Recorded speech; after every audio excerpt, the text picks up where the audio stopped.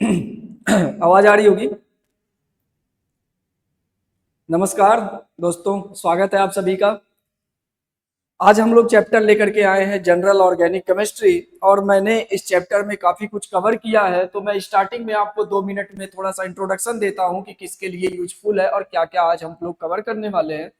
तो इसमें देखिएगा, सबसे पहले तो हम स्टार्ट करेंगे जनरल ऑर्गेनिक केमिस्ट्री, यानी कि जो बेसिक से हम लोग पढ़ने वाले हैं। ठीक ना, वीडियो आ रहा होगा। जनरल ऑर्गेनिक केमिस्ट्री हम लोग स्टार्ट करने वाले हैं, तो सबसे पहले तो हम उसका इंट्रोडक्शन जानेंगे, और इंट्रोडक्शन में उसके बाद फिर हम बॉन्ड ब्रेकिंग की बात करेंगे, और बॉन्ड ब्रेकिंग के बाद फिर उसके बाद जो छोटे छोटे उसके इंफॉर्मेशन है वो सब हम लोग जानेंगे। फिर बॉन्ड ब्रेकिंग के बाद जो इंटरमीडिएट्स बनते हैं, रिएक्शन इंटरमीडिएट बनते हैं, उनके बारे में जानेंगे। फिर उसके बाद आपको इलेक्ट्रॉनिक डिस्प्लेसमेंट इफेक्ट के बारे में पता चलेगा कि आपके जो इंटरमीडिएट्स बने हैं वो स्टेबल कैसे होते हैं, अनस्टेबल कैसे होते हैं।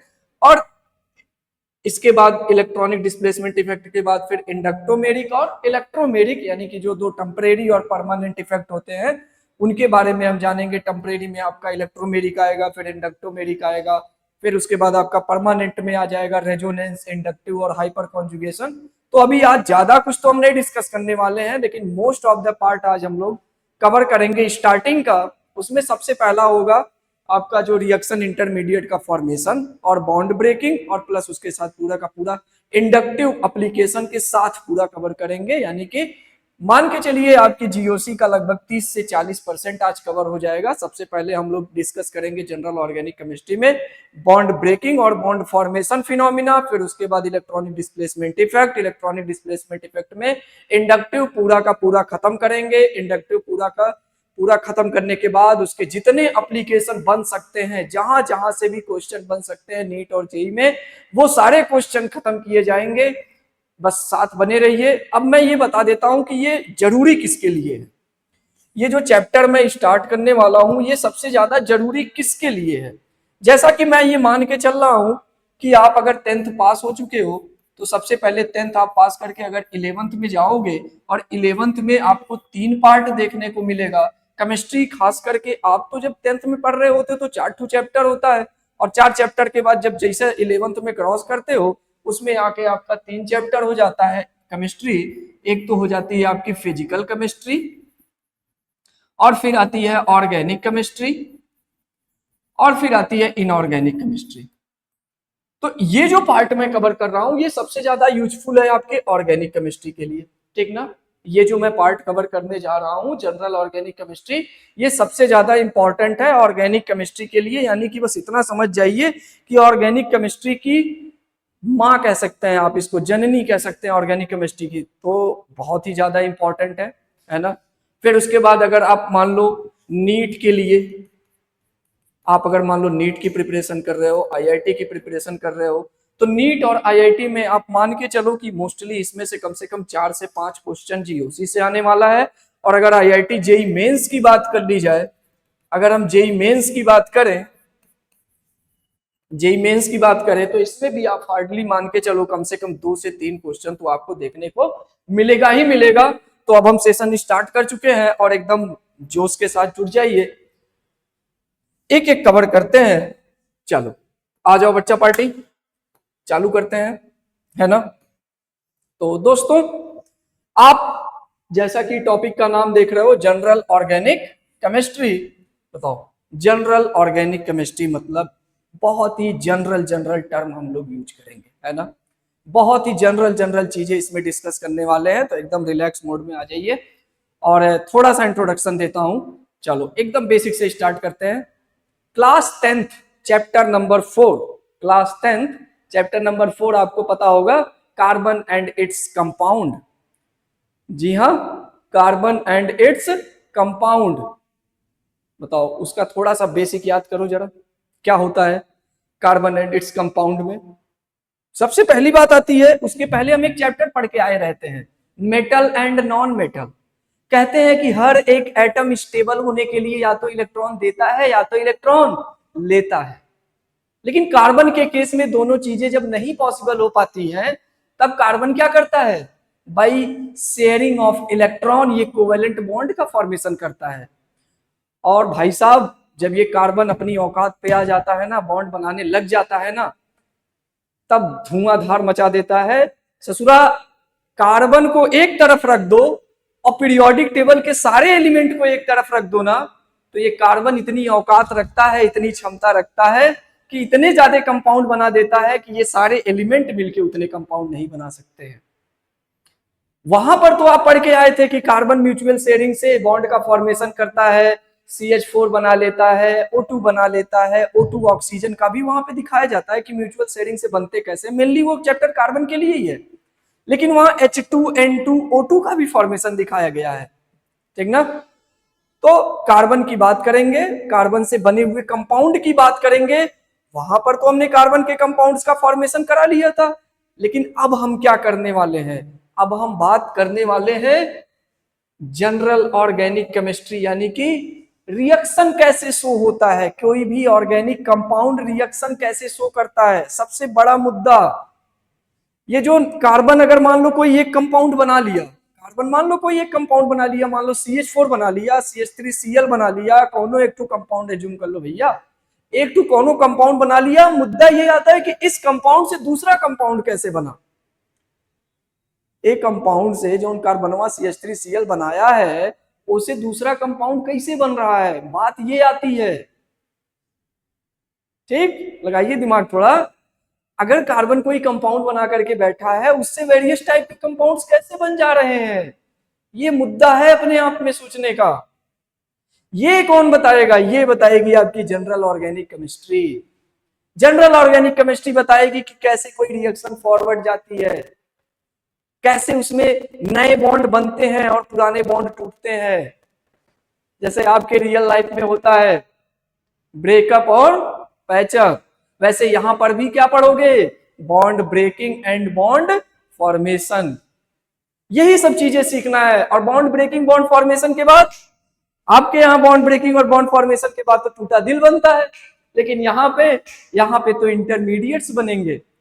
कौन से इंटरमीडिएट, अरे भैया चाहे ऊपर पॉजिटिव चार्ज होगा, चाहे ऊपर निगेटिव चार्ज होगा, चाहे ऊपर फ्री रेडिकल होगा। फ्री रेडिकल माने गुरुदेव एक इलेक्ट्रॉन, सिंगल इलेक्ट्रॉन।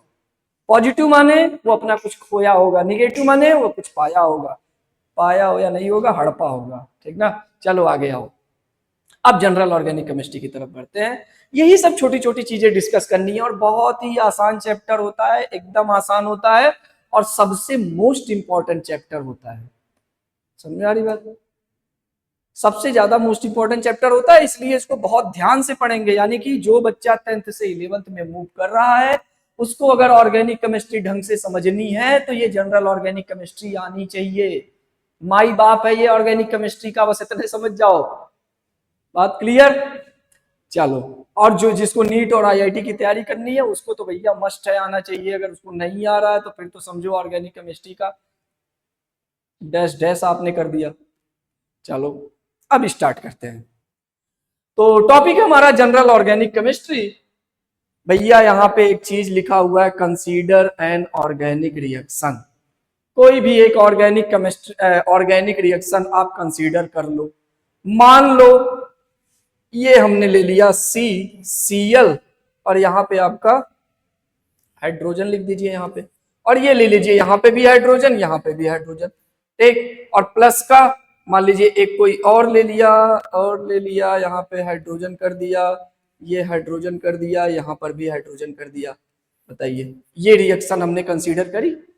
और कंसीडर करने के बाद लेट्स से मान लीजिए, देखिए कोई यहाँ पे ऐसा कुछ है नहीं स्ट्रेट फॉरवर्ड कि मैं कोई रिएक्शन करा रहा हूं, मैं बस इतना मान के चल रहा हूं कि एक कोई रिएक्शन कंसीडर करनी है और वो रिएक्शन होता कैसे है, बस इतनी बातें मैं समझाने वाला हूं। ये रिएक्शन होती है या नहीं होती वो बात की बात है, लेकिन हाँ हो रही है, इसका मतलब है कि यहाँ पे कुछ ना कुछ तो हुआ होगा, ठीक। बस इतना से बात समझना है कि हाँ ये रिएक्शन अगर होगी तो इसमें क्या क्या हो सकता है, इतनी बात ध्यान दिमाग में लेकर के चलना है। बताओ, ये कार्बन और क्लोरीन पहले एक दूसरे से कनेक्टेड थे, लेकिन यहां पे देखा गया कि ये क्लोरीन अब हाइड्रोजन के साथ कनेक्टेड है। इसका मतलब यहां पे बॉन्ड का ब्रेकिंग हुआ है और यहाँ पे बॉन्ड का फॉर्मेशन हुआ है। दूसरी बात, एक हाइड्रोजन अगर क्लोरीन के साथ जाकर के लगा हुआ है तो बताओ क्या हाइड्रोजन पहले कार्बन के साथ लगा हुआ था, अब हाइड्रोजन किसके साथ लगा हुआ है, क्लोरीन के साथ लगा हुआ है, यानी कि एक जगह से उसका बॉन्ड टूटा है और एक जगह से उसका बॉन्ड बना हुआ है। इसीलिए कहते हैं कि each organic reaction involve bond breaking and bond formation phenomena. अगर कोई भी रिएक्शन हो रही है, दुनिया कौन रिएक्शन अगर हो रहा भैया, तो उसमें बॉन्ड ब्रेकिंग और बॉन्ड फॉर्मेशन का फिनोमिना इन्वॉल्व होगा ही होगा।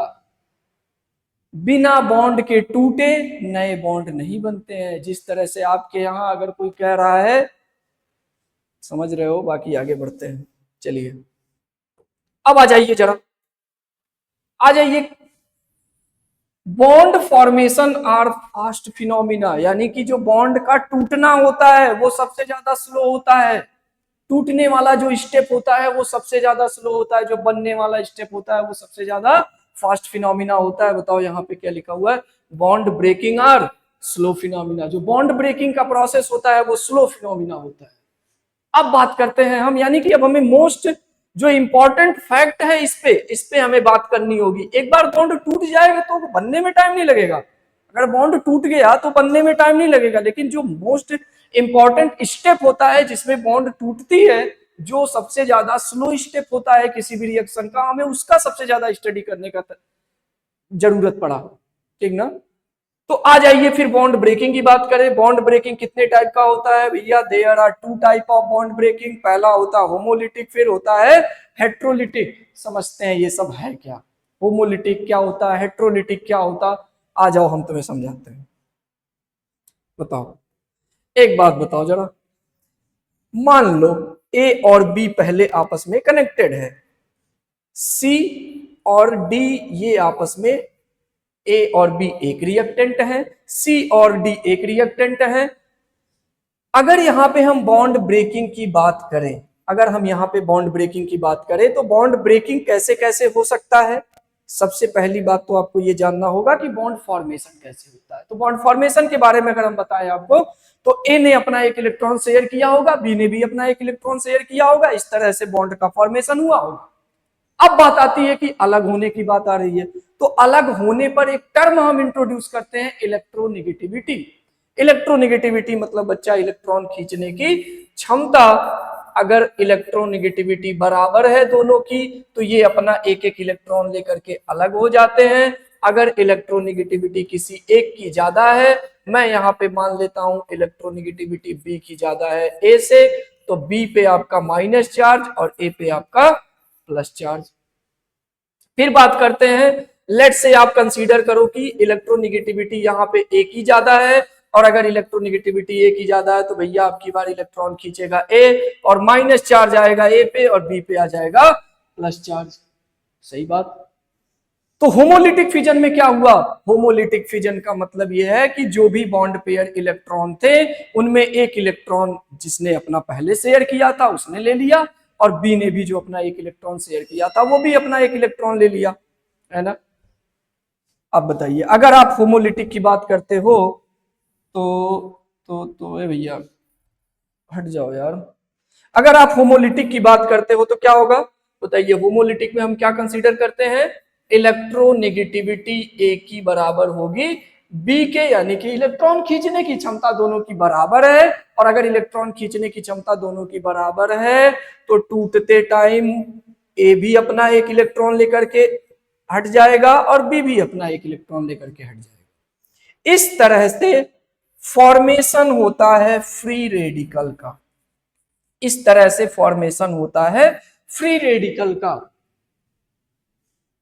एक बार फिर से समझेंगे, एक बॉन्ड बना था, ए ने भी अपना एक इलेक्ट्रॉन शेयर किया था, बी ने भी अपना एक इलेक्ट्रॉन शेयर किया था। जब बॉन्ड टूटने की बात आई तब बात आई कि किसकी औकात कितनी ज्यादा है, और अगर दोनों की औकात सेम है तो अब क्या होगा, ए भी अपना एक इलेक्ट्रॉन लेकर के हट जाएगा, बी भी अपना एक इलेक्ट्रॉन लेकर के हट जाएगा। इस तरह से ए पर एक इलेक्ट्रॉन दिखाया जाता है, बी पर भी एक इलेक्ट्रॉन दिखाया जाता है, जिसका नाम क्या दे दिया जाता है, फ्री रेडिकल नाम दे दिया जाता है। डिफिनीशन समझेंगे। Homolytic breaking, in such type of breaking bonding electron are equally distributed between bonding atom so that electrically neutral species are formed called free radical. Electrically neutral species are formed called free radical. Clear है? आ जाइए, तो इसको pause करिए, note करिएगा। अब इसके बाद further आगे बढ़ते हैं हम लोग। नोट, यहां पे क्या लिखा हुआ? Mainly it form in presence of heat, sunlight और फ्री रेडिकल। यानी कि फ्री रेडिकल का जो फॉर्मेशन होगा कुछ तो मीडियम प्रोवाइड करते होगे, ऐसे ही तो नहीं टूट जाता होगा भाई। फ्री रेडिकल का अगर फॉर्मेशन हो रहा है तो ऐसे ही अपने आप तो नहीं टूट जाता है कि यार बने थे आओ चलो अब टूट जाते हैं, फ्री रेडिकल में टूटेंगे या हेट्रोलिटिक में टूटेंगे या होमोलिटिक मैनर में टूटेंगे। इनका तो ऐसे सपना तो आया नहीं होगा कि चलो बस टूट लेते हैं, एक टाइम था बने थे। तो सबसे बड़ी बात आती है कि इन्हें ऐसी कौन सी मीडियम की रिक्वायरमेंट होती है जब हमें होमोलिटिक फिजन आसान हो जाता है, हमारा होमोलिटिक फिजन जो होता है वो आसान हो जाता है। तो सबसे पहली बात आती है कि in presence of heat, in presence of sunlight और in presence of free radical. Heat मान लीजिए अल्ट्रावायलेट है, सनलाइट आप एच न्यू से रिप्रेजेंट करते हो, फ्री रेडिकल लेट से कोई भी कंसीडर कर लीजिए फ्री रेडिकल, यानी कि इस तरह से कोई फ्री रेडिकल आप कंसीडर कर लो, या CH3 फ्री रेडिकल कंसीडर कर लो, या HO फ्री रेडिकल कंसीडर कर लो। इस तरह से कोई भी फ्री रेडिकल आप मान सकते हो। यानी कि अगर आपको बॉन्ड ब्रेकिंग कराना है, बॉन्ड ब्रेकिंग में मान लो आप CH3H ले लेते हो एग्जाम्पल, और अल्ट्रा वायलेट रेज अगर आप लेते हो तो आप बना पाओगे कि CH3 रेडिकल बनेगा और H रेडिकल बनेगा। और यही रिएक्शन अगर आप कराना चाहते हो तो आप एच न्यू के प्रेजेंस में भी करा सकते हो। एच न्यू का मतलब सीधा सीधा है सनलाइट। एच न्यू का सीधा सीधा मतलब होता है सनलाइट। अगर आप एच न्यू के प्रेजेंस में रिएक्शन ये कराते हो तो ये भी बन जाएगा CH3 रेडिकल और प्लस का H रेडिकल। फिर उसके बाद फ्री रेडिकल अगर आप ले आते हो, फ्री रेडिकल ले आओ C6H5O डॉट, और फ्री रेडिकल के प्रेजेंस में भी ये रिएक्शन हो जाती है। एक इलेक्ट्रॉन इस पे शिफ्ट हो जाता है और एक इलेक्ट्रॉन इस पे शिफ्ट हो जाता है, यानी कि CH3 रेडिकल और प्लस का H रेडिकल का फॉर्मेशन होता है। ठीक, तो इस तरह से हमें वेरियस टाइप के मीडियम में फ्री रेडिकल का फॉर्मेशन दिखता है। फ्री रेडिकल किसमें बनेगा? सबसे पहले या तो अल्ट्रा वायलेट रेज की प्रेजेंस में बना लो, या तो एच न्यू के प्रेजेंस में, एच न्यू मतलब सनलाइट के प्रेजेंस में बना लो, या तो किसी फ्री रेडिकल को ही ले आओ, वो भी फ्री रेडिकल का फॉर्मेशन आसानी से करा देता है।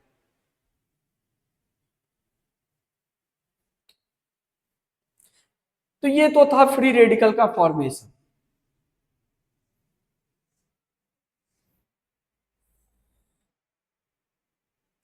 चलो, तो इस तरह से होमोलिटिक आपका जो फिजन था ये पूरा का पूरा खत्म हुआ।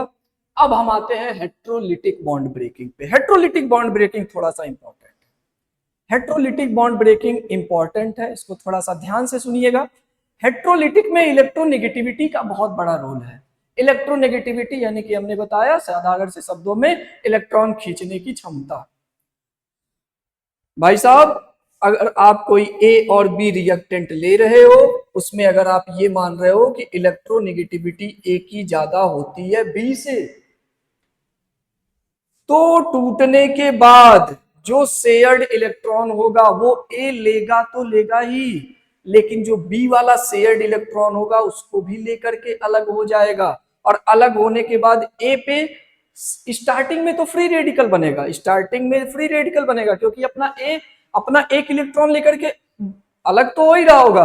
और जब बी का भी एक इलेक्ट्रॉन ले लेगा तो इस तरह से यहाँ पे इसके ऊपर एक माइनस चार्ज और ऐड हो जाएगा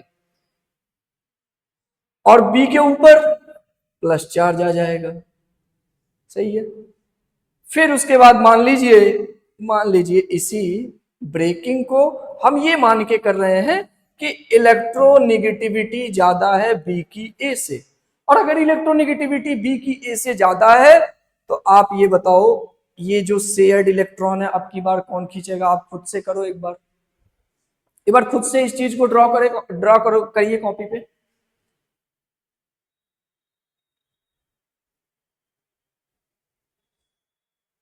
चलो ड्रॉ किया होगा तो उसमें पाया होगा कि अब की बार जो बी है उस पे माइनस चार्ज आ जाता है और ए पे प्लस चार्ज आ जाता है, यानी कि पूरा का पूरा रोल है इलेक्ट्रोनिगेटिविटी का। जिसकी इलेक्ट्रोनिगेटिविटी ज्यादा होगी वो शेयर्ड किए हुए इलेक्ट्रॉन को अपनी तरफ खींच लेगा, अपना इलेक्ट्रॉन तो लेगा ही लेगा, बाकी वाला जो इलेक्ट्रॉन शेयर्ड था उसको भी ले लेगा। और इस तरह से एक इलेक्ट्रॉन जब एक्सेस में आ जाते हैं तो उस पर कौन सा चार्ज आ जाता, माइनस चार्ज आ जाता है, यानी कि बी पे इस तरह से माइनस और प्लस ए पर पॉजिटिव चार्ज। तो आगे बढ़ते हैं, ये था आपका हेट्रोलिटिक बॉन्ड फ्यूजन। अच्छा डिफिनीशन देखो जरा हेट्रोलिटिक बॉन्ड ब्रेकिंग का। In such kind of bond breaking bonding electron are shifted, in such type of bond breaking bonding electron are shifted toward more electronegative atom so that ion are formed. In such type of bond breaking bonding electron are shifted toward more electronegative atom so that ion are formed. भाई साहब ion जो होता है आपका वो भी दो type का होता है, एक तो होता है केटायन और एक होता है एनायन। केटायन वो जिसके ऊपर पॉजिटिव चार्ज हो, क्या केटायन वो जो कैरी पॉजिटिव चार्ज।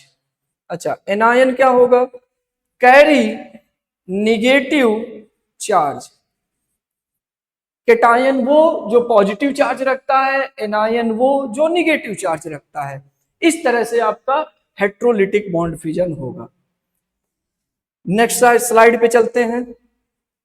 यहां पे नोट में it take place in presence of polar solvent, यहां एक वर्ड आ रहा है पोलर सॉल्वेंट।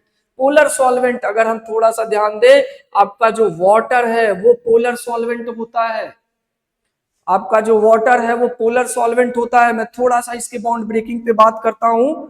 लेट से मान लीजिए अगर आप HCl की बात कर रहे हो और आप चाहते हो कि इसमें हेट्रोलिटिक बॉन्ड फिजन हो, अगर आप चाह रहे हो कि इसमें हेट्रोलिटिक बॉन्ड फिजन हो, तो हेट्रोलिटिक बॉन्ड फिजन के लिए भाई साहब अगर आपने वाटर लिया है मीडियम, तो वाटर मीडियम लेने के बाद अगर आप HCl को इसमें डुबकी लगवा दीजिए तो ये HCl पे पहले ही क्या होगा, पार्शियल प्लस और पार्शियल माइनस। ये पार्शियल प्लस पार्शियल माइनस कैसे आया, क्योंकि इनके बीच में एक इलेक्ट्रोनेगेटिव डिफरेंस है। इलेक्ट्रोनेगेटिव डिफरेंस यानी कि क्लोरीन की इलेक्ट्रॉन खींचने की क्षमता ज्यादा है।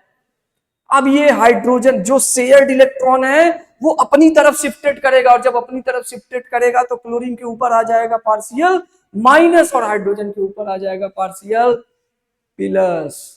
बात समझ में आ रही, चलो अब ये जब ये डुबकी लगाएगा पानी में तो देखना जरा क्या ये हो रहा है, अंदर क्या हो रहा है, अंदर का मामला समझ ले भाई। बताओ Cl पे माइनस है, यहाँ पे H प्लस है, ये है पॉजिटिव पोल, ये है निगेटिव पोल। HCl का ये निगेटिव पोल है, ये है पॉजिटिव पोल। अब इसमें हो क्या रहा है, पॉजिटिव पोल की तरफ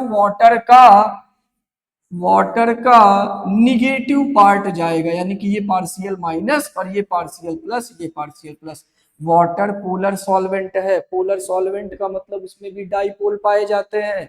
डाइपोल यानी कि ऑक्सीजन पे माइनस और हाइड्रोजन पे प्लस। अब ये क्या करेगा, अगर इसका प्लस चार्ज यहाँ पे होगा तो ये अपने माइनस वाले पार्ट को आगे कर देगा, यानी कि H H H यहाँ पे, ये भी H, यहाँ भी H, यहाँ पे बताओ ये partial minus, two partial minus, two partial minus, ये आगे आ जाएगा तो ये इसको क्या करेंगे, अट्रैक्ट करेंगे क्लोरीन के साथ। क्लोरीन के साथ ये अपने हाइड्रोजन को आगे करेगा, इस तरह से hydrogen oxygen hydrogen and hydrogen hydrogen, इधर ऑक्सीजन। इन पे है पार्शियल प्लस चार्ज, इन पे है पार्शियल प्लस चार्ज, और पार्शियल प्लस होने के कारण ये क्लोरीन को भी पकड़ लेंगे अच्छे से। अब क्या होगा, ये हाइड्रोजन और क्लोरीन के बीच की जो बॉन्ड होगी वो धीरे धीरे धीरे धीरे स्लो होती चली जाएगी। क्लोरीन को इधर से खींच रहा है हाइड्रोजन को उधर से खींचा जा रहा है, बीच वाली बॉन्ड जो होगी वो वीक होती चली जाएगी और वीक होने के बाद एक टाइम आएगा जब ये H प्लस और Cl माइनस के रूप में बाहर चला जाएगा और Cl माइनस को HOH HOH और यहाँ पे HOH HHO इस तरह से इनको घेर लिया जाएगा चारों तरफ से। बाकी बात H प्लस की आती है, इसको भी oxygen hydrogen oxygen hydrogen oxygen hydrogen ये करके जब निगेटिव पोल होगा वाटर का ये इसको इस तरह से घेर लेगा। अब इन पे एक प्लस चार्ज आ गया और इन पे एक माइनस चार्ज आ गया, इस तरह से इनको अलग अलग कर दिया गया। ये होता है पूरा का पूरा इलेक्ट्रोलिटिक बॉन्ड फिजन का फिनोमिना, पूरा प्रोसेस चलता है। ऐसे नहीं हो जाता आसानी से एकदम जैसे बना बनाया खाने वाला काम नहीं हो रहा है यहाँ पे।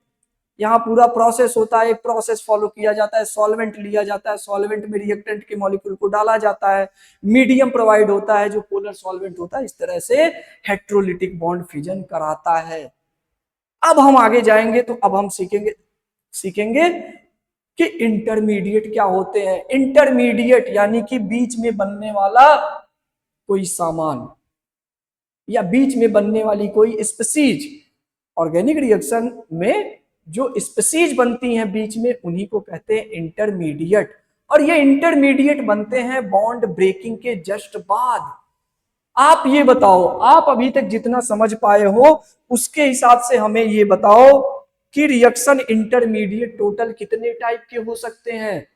तो उसके पहले आपको यह समझ में आना चाहिए कि बॉन्ड ब्रेकिंग कितने टाइप से हुआ है। बॉन्ड ब्रेकिंग दो टाइप से हुआ है, एक तो आपका होमोलिटिक हुआ है और दूसरा हेट्रोलिटिक हुआ है। होमोलिटिक में केवल और केवल फ्री रेडिकल का फॉर्मेशन हुआ है। हेट्रोलिटिक में एनायन और केटायन का फॉर्मेशन हुआ है। और भाई साहब आप ऑर्गेनिक केमिस्ट्री पढ़ रहे हो यानी कि कार्बन की केमिस्ट्री पढ़ रहे हो, तो ये जो फ्री रेडिकल, ये जो पॉजिटिव चार्ज, ये जो निगेटिव चार्ज आने हैं, ये सब के सब आपको कार्बन पर देखने को मिलेंगे। यानी कि एक बार फिर से रिवाइज करेंगे स्टार्टिंग से। हमने कहा कंसीडर करो कोई ऑर्गेनिक रिएक्शन। ऑर्गेनिक रिएक्शन अगर कोई हो रही है तो उसमें दो चीजें इन्वॉल्व होंगी, एक तो होमोलिटिक। ऑर्गेनिक रिएक्शन अगर हो रही है तो उसमें दो चीजें इन्वॉल्व होंगी, एक तो बॉन्ड ब्रेकिंग और एक बॉन्ड फॉर्मेशन। जो बॉन्ड ब्रेकिंग होता है वो थोड़ा सा स्लो होता है और जो बॉन्ड फॉर्मेशन होता है वो आपका तेज होता है। तो हमने फिर सोचा था कि ये बॉन्ड ब्रेकिंग को ही डिस्कस करें। तो बॉन्ड ब्रेकिंग को जब हमने स्टार्ट किया तो उसमें दो टाइप से बॉन्ड ब्रेकिंग डिस्कस किया, एक तो होमोलिटिक एक तो हेट्रोलिटिक। फिर होमोलिटिक में हमने फ्री रेडिकल का फॉर्मेशन किया था, हेट्रोलिटिक में हमने आयन का फॉर्मेशन किया था। आयन में कौन कौन से थे, एक तो केटायन था, एक तो एनायन था।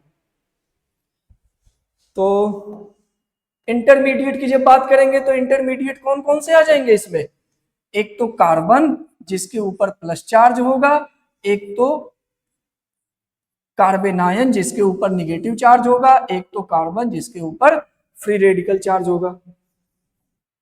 ठीक ना।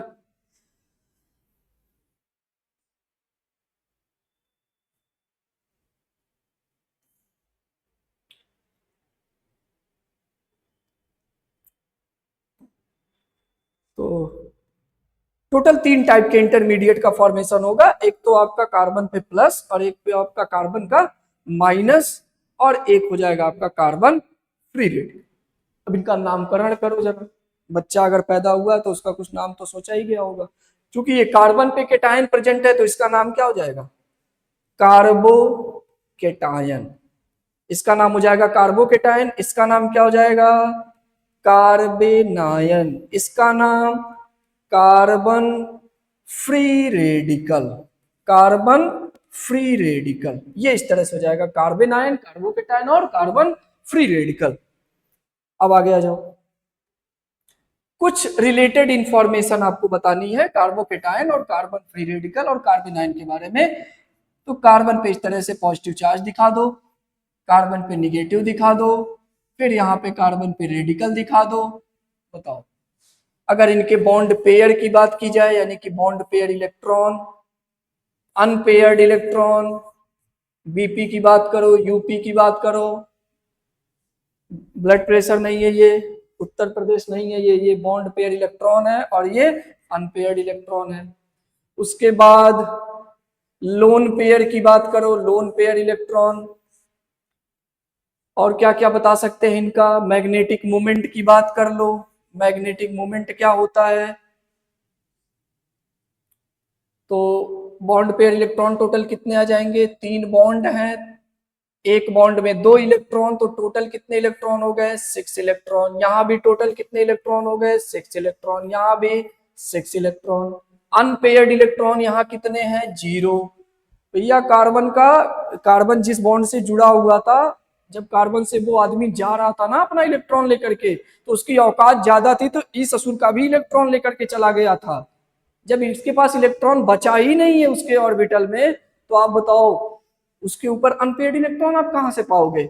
यहाँ पे अनपेयर्ड इलेक्ट्रॉन नहीं है, इसकी खुद औकात ज्यादा थी, अपने इलेक्ट्रॉन को पेयर करने के लिए इसने दूसरे का भी इलेक्ट्रॉन खींच लिया था। इसमें भी 0 है, अनपेयर्ड इलेक्ट्रॉन एक यहाँ पे है, यानी कि होमोलिटिक फिजन जो होता है उसमें अनपेयर्ड इलेक्ट्रॉन पाने की प्रोबेबिलिटी ज्यादा होती है। लोन पेयर इलेक्ट्रॉन बताओ, यहाँ पे 0 है, यहाँ पे 1 है, यहाँ पे 0 है। लोन पेयर क्या होता है, लोन पेयर ये होते हैं कि जो अनशेयर्ड इलेक्ट्रॉन होते हैं, यानी कि बॉन्ड बनाने में 2 इलेक्ट्रॉन काम आते हैं। एक वो, जैसे मान लो कोई एटम है, उसके ऊपर इलेक्ट्रॉन प्रेजेंट है और कुछ इलेक्ट्रॉन है जो बॉन्डिंग बनाने में पार्टिसिपेट कर लिए, कुछ इलेक्ट्रॉन है जो बच गए। अब उन्हीं बचे हुए इलेक्ट्रॉन को पेयर पेयर के फॉर्म में करके रख दो, और जब वो पेयर पेयर के फॉर्म में आ जाएंगे तो उन्हीं का नाम हो जाता है लोन पेयर इलेक्ट्रॉन।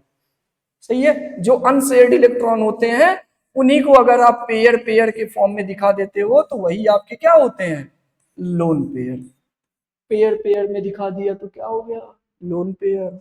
अब बताओ मैग्नेटिक मोमेंट की बात करो, मैग्नेटिक मोमेंट का फॉर्मूला जो होता है भैया, फॉर्मूला होता है म्यू, म्यू है, म्यू तो यहां रिप्रेजेंट किया गया, इसका होता है एन, n+2। एन की वैल्यू क्या होती है, एन होता है number of unpaired electron, n होता है नंबर ऑफ अनपेयर्ड इलेक्ट्रॉन। जिसके पास नंबर ऑफ अनपेयर्ड इलेक्ट्रॉन होते हैं वो मैग्नेटिक मोमेंट शो करते हैं, अदरवाइज नहीं शो करते। यानी कि कार्बोकेटाइन का मैग्नेटिक मोमेंट जो होगा वो 0 होगा, यहां पर भी 0 होगा, यहां पर क्या होगा बताओ, एन की वैल्यू यहां पे क्या बच्चा, एन की वैल्यू यहां पे 1 है, तो वैल्यू पुट करो 1 और 1+2, यानी कि आंसर क्या आ गया, √3। ये हो गया आपका, कुछ इंफॉर्मेशन थे। क्या क्या information, bond pair electron, unpaired electron, lone pair electron, magnetic moment. चलो थोड़ा सा स्ट्रक्चर के बारे में भी बात कर लें, स्ट्रक्चर की भी जरूरत पड़ती है। आ जाओ स्ट्रक्चर की बात करो जरा। स्ट्रक्चर में सबसे पहले हमें देखना होता है हाइब्रिडाइजेशन। स्ट्रक्चर अगर आप किसी की बात कर रहे हो तो उसमें हाइब्रिडाइजेशन की बात करो। अगर हाइब्रिडाइजेशन आपको पता चल गया तो आप सिंपल सा उसका स्ट्रक्चर बता सकते हो। कार्बोकेटाइन अगर आप ले रहे हैं तो कार्बोकेटाइन में हाइब्रिडाइजेशन होता है sp2, क्योंकि इसमें टोटल नंबर ऑफ सिग्मा है 3 और लोन पेयर है 0। सिग्मा और लोन पेयर का जब आप ऐड करोगे तो आ जाएगा 3 और हाइब्रिडाइजेशन उसके हिसाब से हो जाएगा sp2। और हाइब्रिडाइजेशन अगर sp2 है तो इसका स्ट्रक्चर आ जाएगा ट्राइगोनल गोनल गोनल प्लेनर। सही है, ट्राइगोनल प्लेनर। अब आ जाओ माइनस लो, माइनस वाले पे क्या है, टोटल सिग्मा 3, लोन पेयर 1, 3 1 4, यानी कि 3 4 नहीं है, 3 और 1 है, 3 और 1 है, ये 3 1 क्या हो गए 4, और 4 के लिए हम क्या यूज करते हैं sp3। केमिकल बॉन्डिंग में ऐसा पड़ा होगा। फिर उसके बाद फ्री रेडिकल की बात करिए जरा। फ्री रेडिकल अगर इस तरह से है तो बताओ बच्चा, सिग्मा कितने हैं 3, लोन पेयर 0, तो इसका हाइब्रिडाइजेशन हो जाता है sp2। और sp2 हाइब्रिडाइजेशन है तो इसका भी क्या होगा, ट्राइगोनल प्लेनर। इसका भाई साहब, इसका आ जाएगा पिरामिडल, इसका आ जाएगा पिरामिडल, और इसका आ जाएगा ट्राइगोनल प्लेनर। रेडिकल के केस में एक बात और बता दे, ये जो आप sp2 हाइब्रिडाइजेशन निकाले हो ना, ये तब है जब सेंट्रल एटम की इलेक्ट्रोनिगेटिविटी टर्मिनल एटम से ज्यादा है।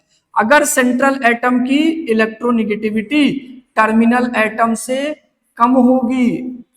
जैसे मान लीजिए फ्लोरीन जुड़ा हुआ है, यहाँ पे ये फ्लोरीन जुड़ा हुआ है और ये रेडिकल है, तो होता क्या है, ये फ्लोरीन इस शेयर्ड इलेक्ट्रॉन को अपनी तरफ शिफ्ट कर लेता है। इसकी इलेक्ट्रोनेगेटिविटी ज्यादा भाई साहब, इसकी औकात ज्यादा है, ये शेयर्ड इलेक्ट्रॉन को अपनी तरफ शिफ्ट कर लेता है और शिफ्ट करने के बाद कार्बन पे थोड़ी थोड़ी कमी फील होने लगती है, कार्बन पे इलेक्ट्रॉन की कमी फील होने लगती है, जिसके कारण ये जो अनशेयर्ड, ये जो अनपेयर्ड इलेक्ट्रॉन है उसको अपनी तरफ खींच लेता है और अपनी तरफ जैसे ही खींच पाता है वो लो एनर्जी लेवल पे आता है और लो एनर्जी लेवल पे आने के बाद वो मिक्सिंग में पार्टिसिपेट कर जाता है। मिक्सिंग को ही क्या कहते हैं, हाइब्रिडाइजेशन कहते हैं। और जैसे ही मिक्सिंग में पार्टिसिपेट कर जाएगा इसको भी हम काउंट कर लेंगे और इस केस में हाइब्रिडाइजेशन हो जाएगा sp3। और sp3 अगर हाइब्रिडाइजेशन हो गया तो स्ट्रक्चर क्या हो जाएगा, बताइए स्ट्रक्चर क्या हो जाएगा, पिरामिडल हो जाएगा। ये sp3 अगर हाइब्रिडाइजेशन है तो ये भी क्या हो जाएगा, पिरामिडल हो जाएगा। हालांकि sp3 में दो हाइब्रिडाइजेशन आते हैं, दो हाइब्रिडाइजेशन के हिसाब से दो स्ट्रक्चर आते हैं, एक पिरामिडल आता है, एक टेट्राहेड्रल आता है। पिरामिडल तो तब आएगा ना जब 3 सिग्मा एक लोन पेयर का केस होगा, और टेट्राहेड्रल का केस में क्या होगा, 4 सिग्मा होंगे तब जाकर के टेट्राहेड्रल स्ट्रक्चर आता है। लेकिन यहाँ पे आप इंटरमीडिएट डिस्कस कर रहे हो, तो इंटरमीडिएट पे क्या होगा, माइनस या प्लस तो जरूरी होगा, तो टेट्राहेड्रल आने का तो चांस ही नहीं बनता। यहाँ पे अगर आना भी होगा तो पिरामिडल आएगा, ठीक ना। तो इसको कवर करिए, नोट करिए जरा।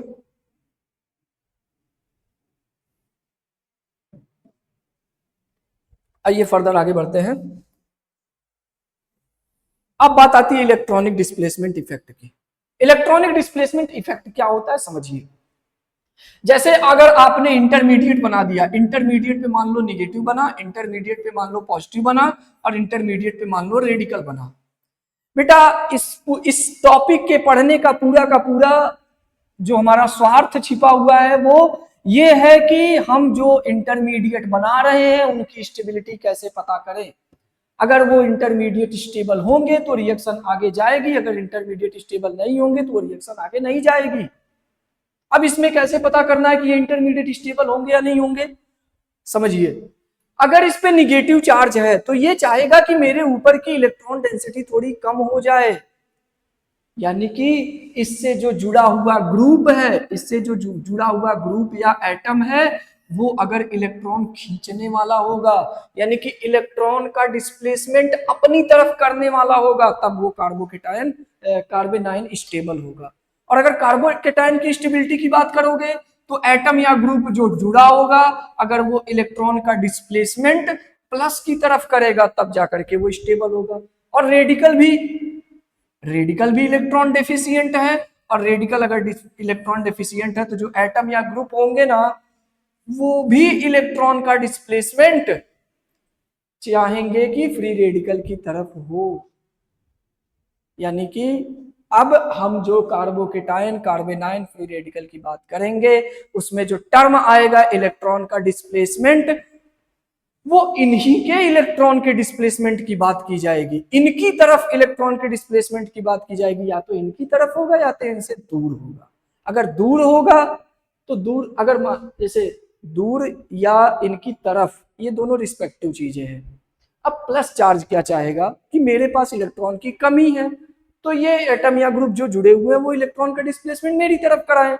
ये जो इलेक्ट्रॉन, बताइए यहां पर भी तो कमी है ना, यहां पर भी 2 इलेक्ट्रॉन यहाँ, 2 इलेक्ट्रॉन यहाँ, 2 इलेक्ट्रॉन यहाँ और 1 इलेक्ट्रॉन यहाँ, टोटल आउटर में इलेक्ट्रॉन इनके कितने 7। ये भी कंप्लीट करना चाहते हैं अपना 8, तो ये भी चाहेंगे जो एटम या ग्रुप जुड़े हुए हैं वो एटम या ग्रुप मेरी तरफ ही इलेक्ट्रॉन को शिफ्ट करे। प्लस वाला क्या चाहेगा, प्लस वाला भी इलेक्ट्रॉन डेफिशिएंट है, उसके आउटर सेल में टोटल 6 इलेक्ट्रॉन है, और आउटर सेल में अगर 6 इलेक्ट्रॉन है तो वो 8 करना वो भी चाहेगा। तो ये भी चाहेगा कि एटम या ग्रुप मेरी तरफ ही इलेक्ट्रॉन का डिस्प्लेसमेंट करे। कार्बोनाइन वाले केस में क्या होगा, कार्बोनाइन के ऊपर इलेक्ट्रॉन की डेंसिटी अच्छी खासी है, अब वो चाहेगा कि ऐसा कोई ग्रुप मुझसे आकर के जुड़े जो इलेक्ट्रॉन मेरा खींचे अपनी तरफ, जिससे मेरे ऊपर इलेक्ट्रॉन की डेंसिटी थोड़ी कम हो जाए, जिससे मैं स्टेबल फील कर सकूं। अब ये इलेक्ट्रॉन डिस्प्लेसमेंट इफेक्ट जो शो करने वाले एटम या ग्रुप होते हैं वो कितने टाइप के होते हैं, उनको किस तरह से कैटेगराइज किया गया है, तो कुछ ऐसे एटम या ग्रुप जो परमानेंटली जुड़ करके या तो इलेक्ट्रॉन की सप्लाई कर रहे होते हैं या तो इलेक्ट्रॉन को खींच रहे होते हैं, वो परमानेंट इलेक्ट्रॉनिक डिस्प्लेसमेंट की कैटेगरी में आते हैं। और कुछ ऐसे होते हैं जो पहुंचे, इलेक्ट्रॉन लेना था तो थोड़ा सा शेयर किया और जैसे ही अगला मोमेंट आया वो अपना इलेक्ट्रॉन लेकर के निकल दिए। दो बहुत बेहतरीन एग्जांपल के हिसाब से समझते हैं, अगर आपके रिश्तेदार है तो वो टेम्परेरी डिस्प्लेसमेंट का काम करेंगे और अगर आपका दोस्त है तो वो परमानेंट डिस्प्लेसमेंट का काम करेगा। अब वो आपको कैटेगराइज करना है कि किस तरह से कहां पे क्या रखना है। समझ में आया? चलिए आगे बढ़ते हैं। Temporary effect. टेम्परेरी इफेक्ट क्या होगा? Temporary displacement of electron. अगर किसी एटम या ग्रुप की वजह से टेम्परेरी डिस्प्लेसमेंट हो रहा है, देखो यहाँ पे definition, temporary displacement of electron density due to presence of an external reagent is known as temporary effect. Temporary effect. Next point देखो, this effect is get disappear in absence of reagent, यानी कि जब तक वो reagent इसके पास में रहेगा तब तक उसका इफेक्ट दिखेगा और जैसे ही दूर गया वो डिसअपीयर हो जाएगा। दूसरी बात, it also depend upon distance. इस तरह से आप समझ सकते हो कि जैसे मान लो कोई एक लड़का है और उसकी क्रश जा रही हो और क्रश मान लो पहले अभी 1 मीटर पे है, तब ये थोड़ा नॉर्मल होगा। मान लो आधा मीटर पे आई तो इनका पारा और दिमाग खराब हुआ, कहाँ आ रही है, और अगर यहां तक आ गई एकदम क्लोज, जो कि हो नहीं सकता, तो इनका क्या हो जाएगा। बाकी तुम लोग होशियार हो यार, बस इतना ही समझा दिए, बस इतना काफी है। तो क्या डिस्टेंस पे डिपेंड करता है ना, तो टेम्परेरी के लिए आई है, गर्लफ्रेंड तो टेम्परेरी होती है, वाईफाई बने तो परमानेंट चीजें हो जाती है ना। अब बताओ, टेम्परेरी के लिए आई थी तो डिस्टेंस पे चीजें डिपेंड करी ना उसके। फिर temporary effect are 2 type. Temporary effect 2 type के होते हैं, एक तो होता है आपका इंडक्टोमेरिक और एक होता है इलेक्ट्रोमेरिक। ये चीज किस बिहाफ पे डिवाइडेड है, इंडक्टोमेरिक और इलेक्ट्रोमेरिक। अगर कोई टेम्परेरी कॉज आ रहा है, उसके आने से अगर डिस्प्लेसमेंट सिग्मा इलेक्ट्रॉन में देखने को मिलेगा तब तो वो इंडक्टोमेरिक होगा।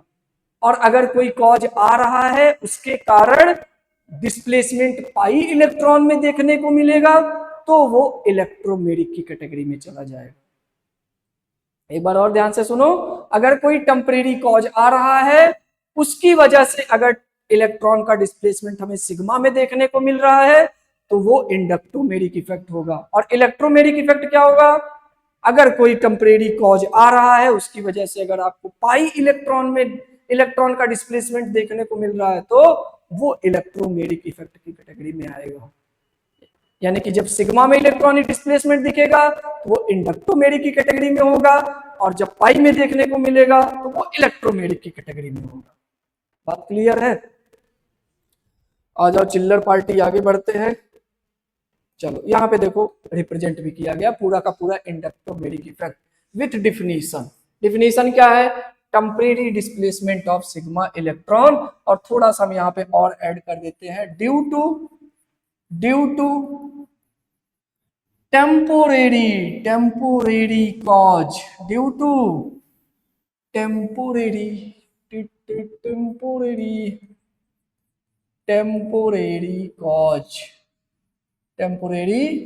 कॉज, यानी कि अगर कोई टेम्परेरी कॉज आ रहा है उसके कारण अगर आपको डिस्प्लेसमेंट इन सिग्मा इलेक्ट्रॉन देखने को मिले। समझिए होता कैसे है। कोई एक एग्जांपल ले लो, CH3Cl। अब मुझे एक बात बताओ, इस पे पार्शियल माइनस और इस पे पार्शियल प्लस पहले से ही होगा। अगर इसके पास कोई B+ भटकता हुआ चला आया तो ये जो Cl पे पार्शियल माइनस है ना, उसका इलेक्ट्रॉन डेंसिटी और बढ़ता चला जाता है, क्योंकि इसको एक आशा आ जाता है ना कि कोई बगल में लेने आया है, जितना ज्यादा से ज्यादा इलेक्ट्रॉन हम दे सके। और ज्यादा से ज्यादा इलेक्ट्रॉन देने के चक्कर में ये कार्बन की औकात इसको बता देता है। कार्बन की औकात कैसे बताएगा? इस पे भी पार्शियल प्लस डैश आ जाता है। होता क्या है, ये पार्शियल माइनस का चार्ज डेंसिटी बढ़ाने के चक्कर में शेयर्ड इलेक्ट्रॉन अगर यहाँ पे रहते हैं तो ये शेयर्ड इलेक्ट्रॉन को खींच के लाके अपनी तरफ दुबका लेता है। आप बताओ क्या इतना डिस्प्लेसमेंट हुआ है? ये जो डेल्टा एक्स डिस्प्लेसमेंट हुआ है वो किस में हुआ है? सिग्मा इलेक्ट्रॉन में ही तो हुआ है। या इसको एक बात और कह सकते हैं, ये सिग्मा बॉन्ड पेयर इलेक्ट्रॉन में हुआ है और सिग्मा बॉन्ड पेयर इलेक्ट्रॉन में डिस्प्लेसमेंट हुआ, तो इसको हम क्या बोल देंगे, इंडक्टोमेरिक। लेकिन ये बी प्लस ज्यादा देर तक ठहरने वाला है नहीं, तो ये बी प्लस जैसे ही निकलेगा क्लोरीन पे फिर से वही पार्शियल माइनस, CH3 पे फिर से वही पार्शियल प्लस, और जो चार्ज पहले था जहां जो शेयर्ड इलेक्ट्रॉन पहले थे वो शेयर्ड इलेक्ट्रॉन अब आपको वहीं देखने को मिलेंगे।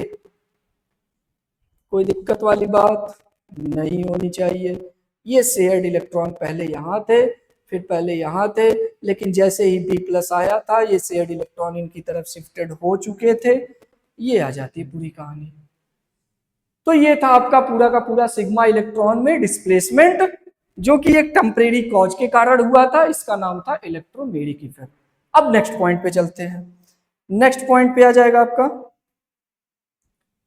ये कौन सा था, ये था आपका इंडक्टोमेरिक, और ये कौन सा, इलेक्ट्रोमेरिक। इलेक्ट्रोमेरिक में भाई साहब क्या होगा, temporary displacement in pi electron, और यहां पर भी ऐड कर लेंगे due to presence of temporary cause, due to presence of temporary cause. समझिए बात को जरा, CH2 डबल बॉन्ड CH2, अभी तो इस पे कोई चार्ज नहीं होगा क्योंकि कार्बन का भी हाइब्रिडाइजेशन sp2 है और इसका भी हाइब्रिडाइजेशन sp2 है, दोनों की इलेक्ट्रोनेगेटिविटी बराबर है, तो पाई इलेक्ट्रॉन आपका बीच में आराम से हंसी खुशी से रह रहा होगा। लेकिन जैसे ही कोई बी पे प्लस रखने वाला आता है, इस पे क्या होगा, CH2 डबल बॉन्ड CH2, और इस पे पार्शियल माइनस, इस पे पार्शियल प्लस। जैसे इनको आशा की किरण दिखती है कि बगल में बी प्लस आया है, अरे बी प्लस आया, इनके ऊपर क्या करेंगे, इनको चुल मची, भैया मेरा इलेक्ट्रॉन ले लो। अब इलेक्ट्रॉन लेने के लिए इन्होंने इधर से इलेक्ट्रॉन खींचा, और जैसे इलेक्ट्रॉन खींचा, बताइए पाई इलेक्ट्रॉन की डेंसिटी पहले कहाँ थी, पहले तो बीच में थी, अब कहाँ आ गई, इधर साइड आ चुकी है। क्या इलेक्ट्रॉन में कुछ डिस्प्लेसमेंट देखने को मिला, डेल्टा एक्स, और ये डेल्टा एक्स किस में देखने को मिला, ये जो डिस्प्लेसमेंट देखने को मिला ये पाई इलेक्ट्रॉन में देखने को मिला। और पाई इलेक्ट्रॉन में इस तरह से डिस्प्लेसमेंट अगर हो रहा है तो उसको हम इलेक्ट्रोमेरिक इफेक्ट की कैटेगरी में रखते हैं। क्लियर। और जैसे ये बी प्लस गया, फिर से रवाना हुआ, अब क्या होगा, ये CH2 और यहाँ पे ये डबल बॉन्ड CH2 और ये शेयर्ड इलेक्ट्रॉन फिर यहाँ पे बीच में आ गया, यानी कि जहां पे जैसे था, थोड़ा कलर बदल के हम आपको दिखाते हैं, ये जो शेयर्ड इलेक्ट्रॉन था ये यहाँ पे बीच में आ गया, ये शेयर्ड इलेक्ट्रॉन पहले यहाँ था, और जब कोई टेम्परेरी कॉज आया था तो ये शेयर्ड इलेक्ट्रॉन आकर के यहाँ पे चला गया था।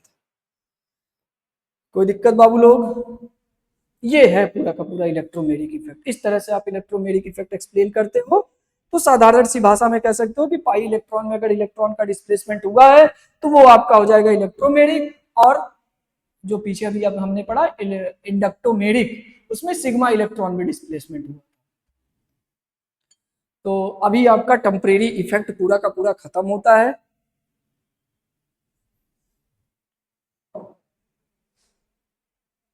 अब हम बात करेंगे परमानेंट इफेक्ट की, यानी कि कोई परमानेंट कॉज आकर के अगर जुड़ जाए, परमानेंटली वो जुड़ा हुआ है, अब गर्लफ्रेंड नहीं रही, अब वो वाइफ बन चुकी है, अब वो परमानेंट आपके जीवन में आ चुकी है, अब वो डेली सुबह चुल्ल मचाएगी, समझ रहे हैं ना। जिस दिन संडे रहेगा, मान लो यार तुम्हारी जॉब वॉब लग जाए बढ़िया, IIT नीट मतलब अच्छे से क्रैक किया और किसी कॉलेज में गए ढंग के और प्लेसमेंट ले लिया। अब सोचो तुम कॉलेज में थे तो वो गर्लफ्रेंड थी, और बाहर निकले तो वाइफ अगर मान लो बन गई, और वाइफ बनने के बाद फिर वो क्या कहेगी, डेली सुबह को, शाम को, दिन को, रात को। खैर तुम्हें डरा नहीं रहे हैं, असलियत बता रहे हैं, हालांकि मैं भी अभी उतना अनुभवी नहीं हूँ, लेकिन जहाँ तक मैंने सुना है तो परमानेंटली अगर वो आ जाए लाइफ में तो कुछ ना कुछ तो चुल्ल मचाएगी। खैर यहाँ पे देखते हैं परमानेंट इफेक्ट। चलो परमानेंट इफेक्ट को थोड़ा सा डिस्कस करते हैं। तो permanent displacement of electron density due to presence of an external reagent is known as permanent effect. अगर कोई एक्सटर्नल रिएजेंट परमानेंटली आपके पास प्रेजेंट है, अगर कोई एक्सटर्नल रिएजेंट परमानेंटली आपके पास प्रेजेंट है तो वो दो टाइप से इफेक्ट दिखा सकता है, एक तो आ गया आपका इंडक्टिव और दूसरा आ गया रेजोनेंस। और मैं आपको बता दूं कि ये जो पूरा का पूरा इंडक्टिव इफेक्ट है वो पूरा का पूरा हम कवर करने वाले हैं, पूरा इंडक्टिव इफेक्ट अभी एकदम कवर करेंगे। सही है, तो आगे बढ़ते हैं। अब आ जाते हैं इंडक्टिव इफेक्ट में। तो एक बेसिक सा एक्सप्लेनेशन दे देता हूं। इंडक्टिव इफेक्ट में जो इलेक्ट्रॉन का डिस्प्लेसमेंट होगा वो सिग्मा में होगा, रेजोनेंस में जो इलेक्ट्रॉन का डिस्प्लेसमेंट होगा वो पाई इलेक्ट्रॉन में होगा। इंडक्टिव में अगर कोई परमानेंट कॉज प्रेजेंट है तो उसके कारण अगर इलेक्ट्रॉन का डिस्प्लेसमेंट सिग्मा में होता है तो उसे हम इंडक्टिव इफेक्ट कहेंगे, और अगर पाई में होता है तो उसे हम रेजोनेंस कहेंगे। अब हम बात करते हैं इंडक्टिव इफेक्ट की। इंडक्टिव इफेक्ट में होता क्या है समझिए। परमानेंट पोलराइजेशन, परमानेंट पोलराइजेशन और displacement of sigma electron due to electronegativity difference to directly attached atom और group on entire carbon chain is known as inductive effect of that atom और group. यानी कि कोई एटम या group आकर के जुड़ा परमानेंट और उसने सिग्मा इलेक्ट्रॉन में परमानेंट डिस्प्लेसमेंट करा दिया, उसी को क्या बोलोगे, इंडक्टिव इफेक्ट बोलोगे। सिग्मा इलेक्ट्रॉन में अगर कोई डिस्प्लेसमेंट करा रहा है तो उसी को आप इंडक्टिव इफेक्ट बोलते हो।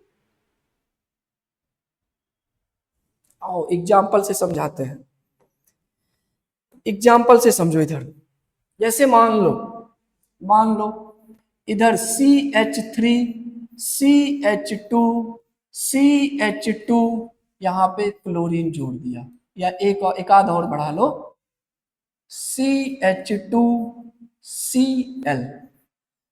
भाई साहब इलेक्ट्रोनेगेटिविटी डिफरेंस है, इलेक्ट्रोनेगेटिविटी डिफरेंस के कारण ही ये इफेक्ट शो हो पाता है, और इलेक्ट्रोनेगेटिविटी क्लोरीन की ज्यादा है कार्बन से। अब ये क्लोरीन क्या करेगा, जो सिग्मा इलेक्ट्रॉन पेयर है, यानी कि ये जो इलेक्ट्रॉन है ये इलेक्ट्रॉन को अब ये अपनी तरफ खींचेगा, और अपनी तरफ ये खींचेगा तो अब इस पे क्या होगा, इस क्लोरीन पे लेट से पहले ये कंसीडर करो कि यहाँ पे हाइड्रोजन प्रेजेंट है, पहले तो ये कंसीडर करो कि यहाँ पे हाइड्रोजन प्रेजेंट है।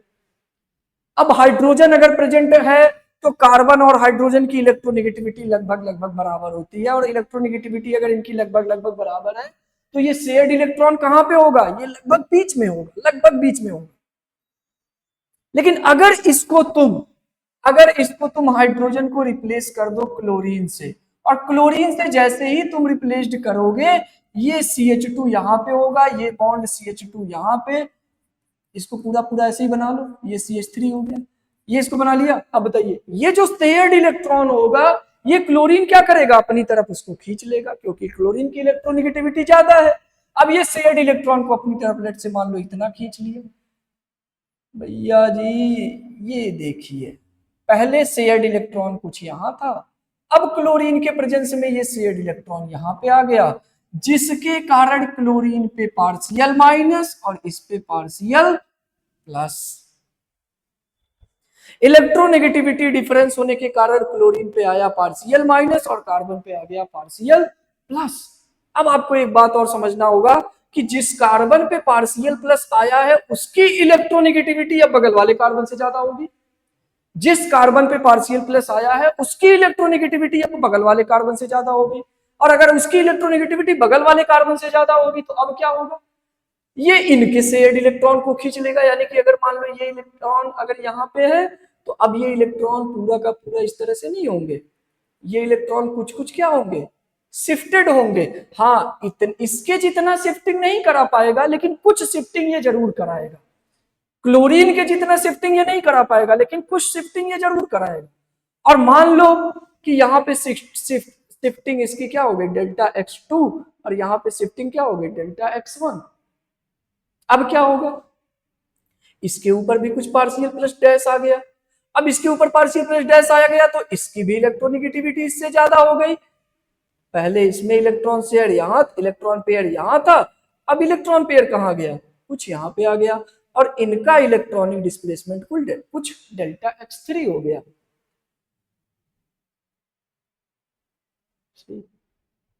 अब आगे बढ़ा जाए, इसका इलेक्ट्रॉनिक डिस्प्लेसमेंट डेल्टा x1 है, इसका इलेक्ट्रॉनिक डिस्प्लेसमेंट डेल्टा x2 है, इसका इलेक्ट्रॉनिक डिस्प्लेसमेंट डेल्टा x3। यहां से एक रिजल्ट आता है कि जो डेल्टा x1 होगा वो डेल्टा x2 से ज्यादा होगा और ये डेल्टा x3 से ज्यादा होगा। तो इस तरह से यहां पे इलेक्ट्रॉनिक डिस्प्लेसमेंट हमें देखने को मिला और ये इंडक्टिव इफेक्ट का अच्छा एग्जांपल है।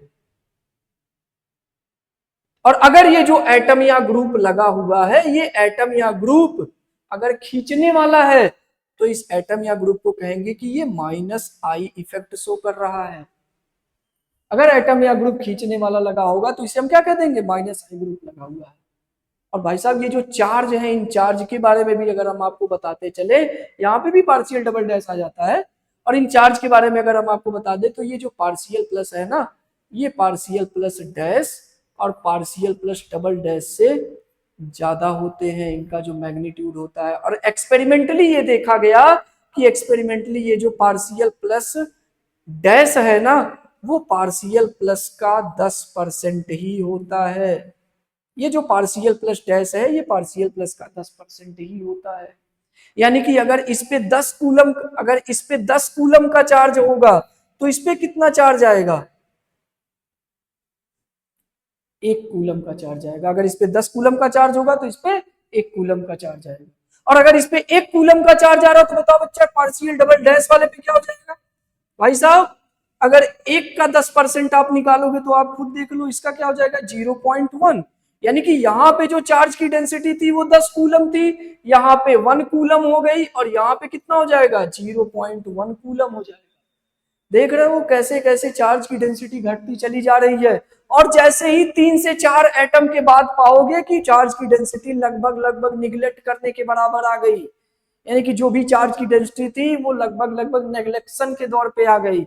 इसीलिए कहते हैं कि जो इंडक्टिव इफेक्ट होता है वो डिस्टेंस डिपेंडेंट इफेक्ट होता है। और एटम या ग्रुप से जैसे जैसे दूर जाते जाते हो उसका इफेक्ट घटता चला जाता है। और आप यहाँ पे देख पा रहे हो कि जो ये जो चार्ज है, ये चार्ज किस तरह से घटते हुए चले जा रहे हैं। और जब चार्ज घटता चला जाएगा यानी कि उनके बीच की इलेक्ट्रोनेगेटिव डिफरेंस भी घटती चली जाएगी। और इलेक्ट्रोनेगेटिव डिफरेंस घटती चली जाएगी तो फिर इंडक्टिव इफेक्ट समाप्त होता चला जाएगा। इसको क्लियर करिए एक बार, फिर आगे बढ़ा जाए।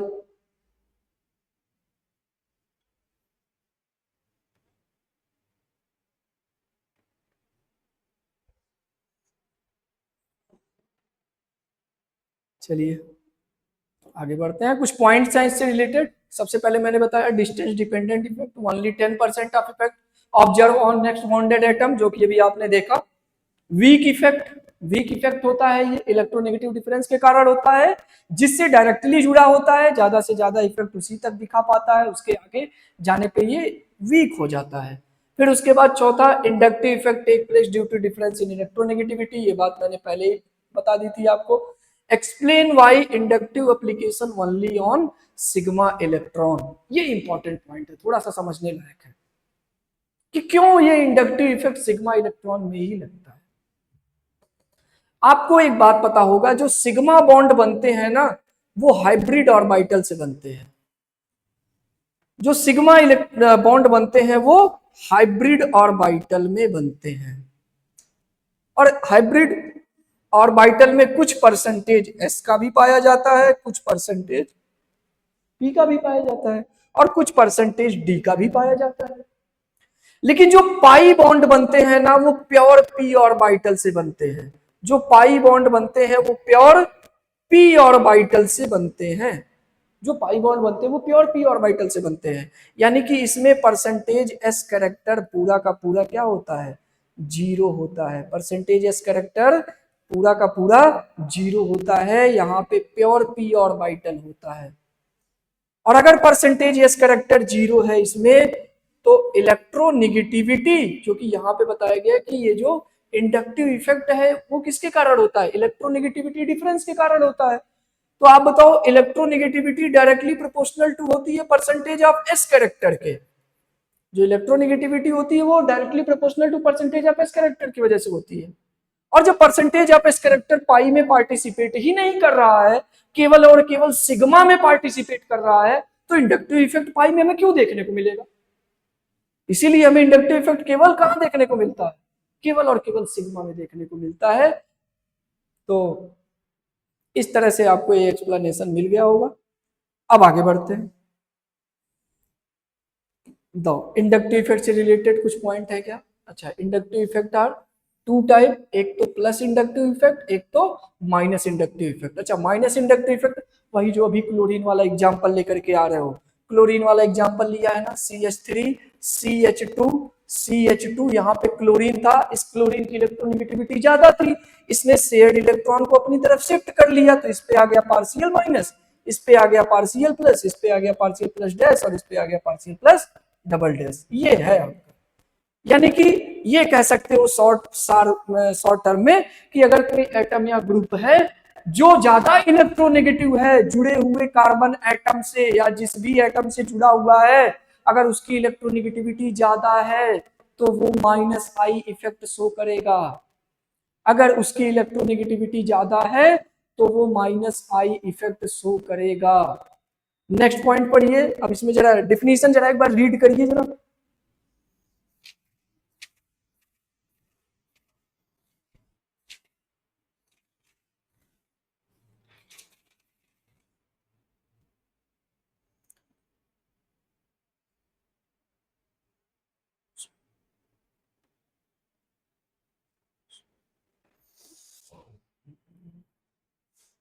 एटम और group which withdraw sigma electron are showing -I। Atom और group which withdraw sigma electron are showing -I। दूसरा, if rate of attraction of sigma bond electron by any atom or group is higher than rate of attraction of same sigma bond electron pair by hydrogen। भाई साहब, इसके पहले जो हम example किए हैं उसमें हाइड्रोजन को ही तो रिफरेंस माना था। जब हाइड्रोजन को हटाया, क्लोरीन को अटैच कराया, तभी तो जाकर के हमें ये पता चला था कि हाइड्रोजन के प्रेजेंस में बॉन्ड पेयर इलेक्ट्रॉन यहाँ पे था, और जैसे ही उससे मोर इलेक्ट्रोनेगेटिव एलिमेंट ले आए, बॉन्ड पेयर इलेक्ट्रॉन वहां से थोड़ी इधर शिफ्ट हो गई थी, थोड़ी सी उसकी शिफ्टिंग हो गई थी। तो हमने रिफरेंस किसको माना था? हाइड्रोजन को। और हाइड्रोजन के अट्रैक्ट करने का जो पावर था वो जुड़े हुए एटम या ग्रुप से कम था, इसलिए जो शेयर्ड इलेक्ट्रॉन था वो हाइड्रोजन से थोड़ा सा दूर था, और जो शेयर्ड इलेक्ट्रॉन इसके प्रेजेंस में इसके पास आ गए, इसका मतलब इसका रेट ऑफ अट्रैक्शन हाइड्रोजन से ज्यादा है। उसी के बिहाफ पे ये डिफिनीशन दी गई है कि if rate of attraction of sigma bond electron by any atom और group is higher than rate of attraction of same sigma bond electron pair by hydrogen, then this effect is shown as -I effect of atom or group। Next बेटा क्या है? if rate of attraction of sigma electron is more than attraction of by hydrogen atom, बात वही है कि यानी कि जो रेट ऑफ अट्रैक्शन है क्लोरीन का वो हाइड्रोजन से ज्यादा है, इसलिए -I इफेक्ट शो कर रहा है। आगे बढ़ो। तो इस तरह से यहाँ पे आप दिखा सकते हो कि अभी मैंने पीछे एक्सप्लेन ही कर दिया, तो यहाँ पे आपको -I सीरीज में एक बताता हूँ, ग्रुप इलेक्ट्रोनेगेटिविटी के बिहाफ पे एक सीरीज दी जाती है, उसको मैं आपको यहाँ पे बताता हूँ। एक होता है आपका NF3+, यानी कि इसकी इलेक्ट्रोनेगेटिविटी सबसे ज्यादा होती है। फिर आ गया आपका NH3+, फिर आ जाता है आपका NR3+, फिर NO2, फिर CN, फिर COOH, उसके बाद fluorine, chlorine, bromine, iodine, fluorine, chlorine, bromine, iodine, फिर COOR, OR, OH, फिर NH2, फिर C ट्रिपल बॉन्ड CH, फिर CH3, फिर उसके बाद हाइड्रोजन। ये देखिए, हाइड्रोजन को रेफरेंस माना हमने, हाइड्रोजन से इन सबकी इलेक्ट्रोनेगेटिविटी ज्यादा है, यानी कि अगर आप इनको लगा देते हो, हाइड्रोजन को हटाने के बाद अगर आप इनको लगाते हो उस पर्टिकुलर सीरीज से, तो इनका जो इलेक्ट्रॉन खींचने की जो पावर होगी वो ज्यादा होगी हाइड्रोजन से। तो इस तरह से ये पूरा का पूरा -I सीरीज, और ये -I सीरीज आपको याद होनी चाहिए, प्रॉपर तरीके से याद होनी चाहिए। तभी आप क्वेश्चन कर सकते हो इंडक्टिव के, अदरवाइज क्वेश्चन नहीं होगा। नेक्स्ट आ जाओ प्लस इंडक्टिव पे। प्लस इंडक्टिव में बेटा बस उसका रिवर्स कर दो आप। जैसे वहां पे हाइड्रोजन हटा करके मोर इलेक्ट्रोनेगेटिव एलिमेंट को लगाते थे, वो शेयर्ड इलेक्ट्रॉन को अपनी तरफ खींच लेता था, यानी कि ये कहा जाता था कि इसका जो रेट ऑफ अट्रैक्शन है वो हाइड्रोजन से ज्यादा है। अब उसी अट्रैक्शन वर्ड को रिपल्सन से रिप्लेस कर दो, यानी कि ये कहो कि हाइड्रोजन अगर जुड़ा है तो उसका जितना रिपल्सन होगा इलेक्ट्रॉन पेयर पे, अब अगर दूसरा कोई एटम या ग्रुप वहां पे जोड़ दिया जाता है उसका रिपल्सन हाइड्रोजन से ज्यादा होगा, यानी कि वो ज्यादा पुश करेगा इलेक्ट्रॉन को। अब यहां देखो, एटम और group which are electron donating are known as plus I effect, comma donating है, दो बार हो गया क्या, इसको हटाओ यहां से, टाइपिंग मिस्टेक हुई है। चलो चलो चलो चलो चलो चलो, आ जाइए इधर। अब देखो क्या है, एटम और group which are electron donating are known as plus I effect.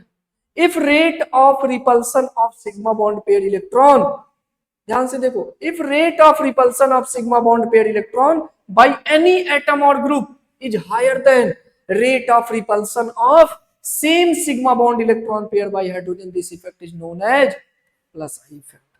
फिर दूसरा, if rate of repulsion of sigma electron is more than repulsion of hydrogen atom, जैसा कि मैंने बताया कि अट्रैक्शन वर्ड हटा करके रिपल्सन लगा दो, जितनी भी इफेक्ट आपको देखने को मिलेगा वो सब प्लस आई में ही पहुंच जाएगा।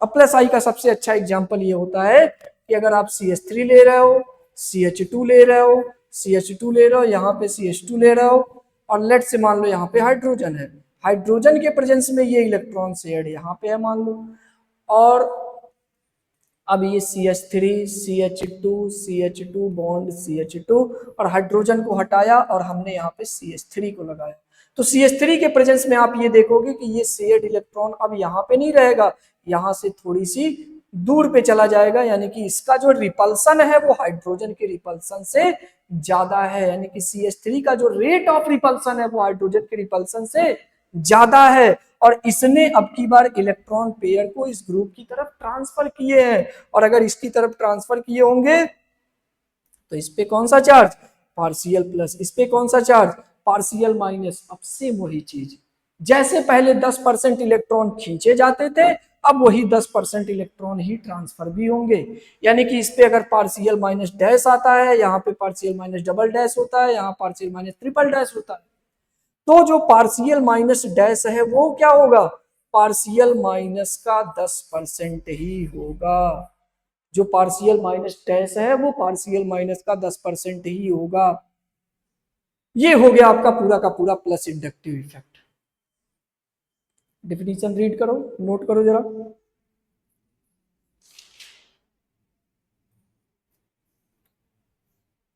ये है बेटा प्लस आई इंडक्टिव इफेक्ट। आपको बताओ, प्लस आई इंडक्टिव इफेक्ट के बाद फिर प्लस आई सीरीज की बात करो। प्लस आई सीरीज में भी ग्रुप इलेक्ट्रोनेगेटिविटी की बिहाफ पे हम लोग प्लस आई सीरीज बनाते हैं।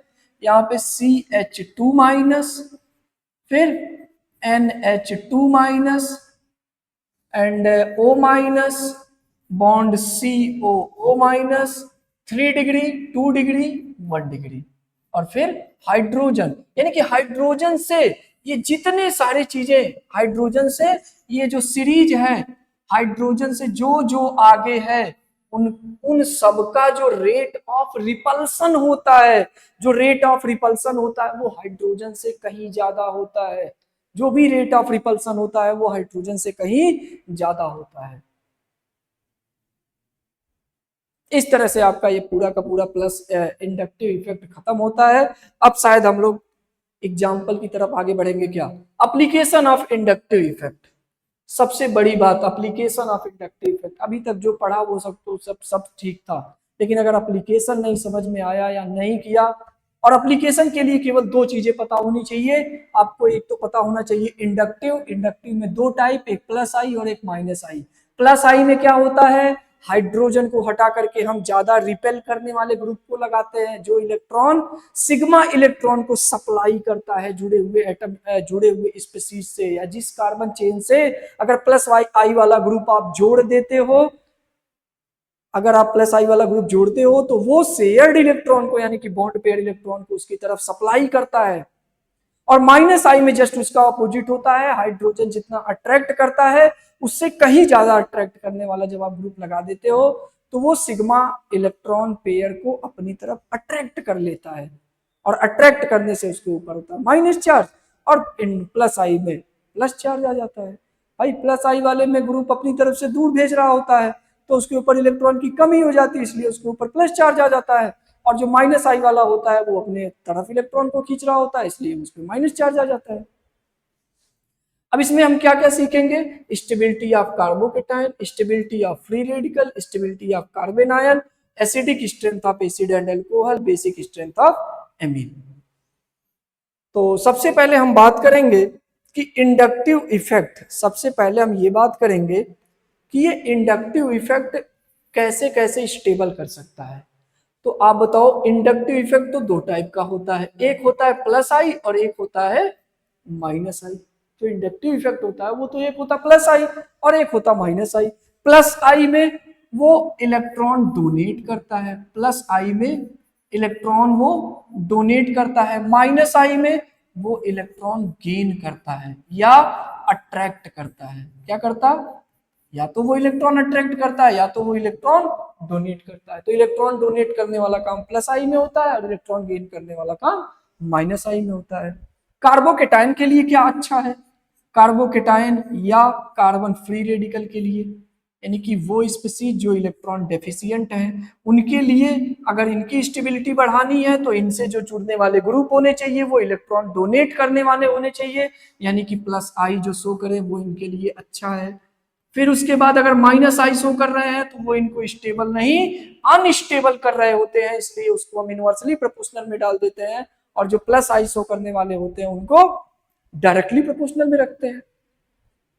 ठीक दोस्तों, फिर उसके बाद आ जाता है कार्बन पे माइनस चार्ज, और कार्बन पे जब माइनस चार्ज आ जाता है तो आप बताओ जरा, कार्बन पे अगर माइनस चार्ज आ रहा है तो इसका मतलब ये चाहेगा कि मेरे ऊपर से इलेक्ट्रॉन की डेंसिटी कम करी जाए, और इलेक्ट्रॉन की डेंसिटी कम करी जाए तो इससे जो ग्रुप जुड़े वो इलेक्ट्रॉन खींचने वाले होने चाहिए, यानी कि इसको अगर स्टेबल करना है तो माइनस आई वाला ग्रुप इससे जोड़ दो और प्लस आई वाला ग्रुप इससे मत जोड़ो, यानी कि इसको इनवर्स में रखो। अगर प्लस आई वाला ग्रुप जोड़ दिया तो वो इसको अनस्टेबल कर देगा, और हमें करना क्या है, स्टेबल। तो प्रयास क्या करो, माइनस आई वाला जोड़ो।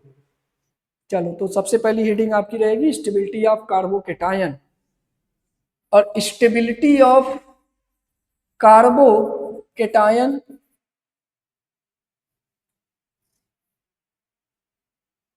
कार्बोकेटायन स्टेबिलिटी ऑफ कार्बोकेटायन बताओ, एग्जांपल ले लो कुछ। CH3 प्लस CH2 प्लस, इससे जोड़ दो CH3, एंड यहाँ पे CH2 प्लस, ये CH3, ये CH2, सॉरी CH प्लस, यहाँ CH3,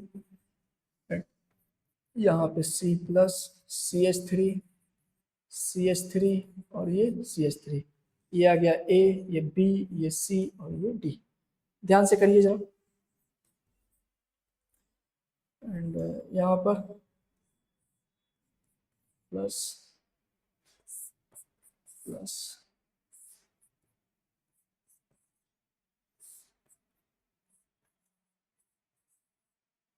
बताइए, ये भी A B C D, इसकी बात कर ले जरा।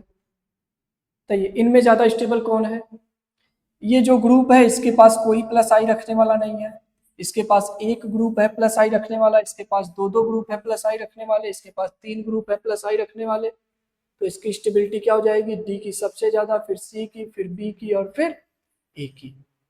यहाँ पे अगर हम बात करें तो बताइए, प्लस आई से यहाँ पे दो दो इफेक्ट जुड़े हुए हैं, ये प्लस आई कर रहा है, ये जो क्लोरीन है ये माइनस आई कर रहा है, यानी कि ये इसको अनस्टेबल कर रहा होगा। ये NO2 ये माइनस आई है, ये भी इसको अनस्टेबल कर रहा होगा। तो इसमें सबसे ज्यादा स्टेबल आपका ए, फिर उसके बाद बी, फिर उसके बाद सी, फिर उसके बाद डी। सी और डी में कैसे कंपैरिजन किया? सी और डी में कंपैरिजन इस तरह से किया कि क्लोरीन का जो माइनस आई होता है वो NO2 से कम होता है। इस तरह से हमने कंपैरिजन किया। ये तो हो गया आपका स्टेबिलिटी ऑफ कार्बोकेटायन। नोट करिए जरा इसको।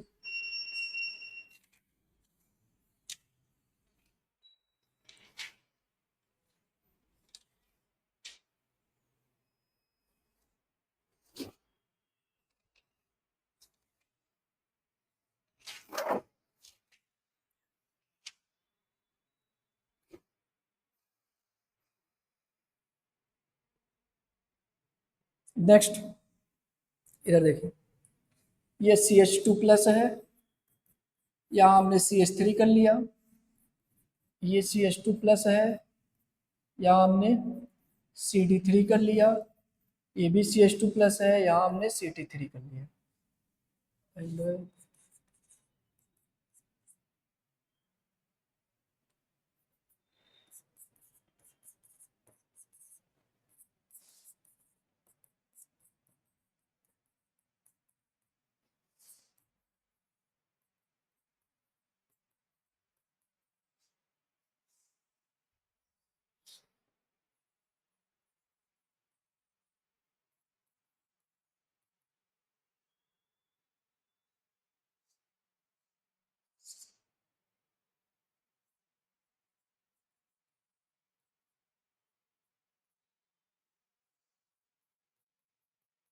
करो जरा।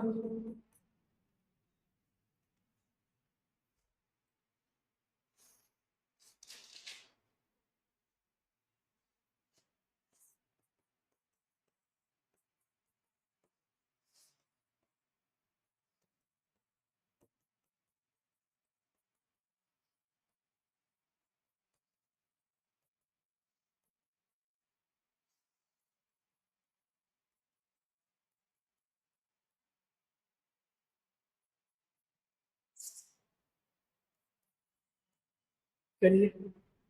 ये A B C, ABCD, ABCD।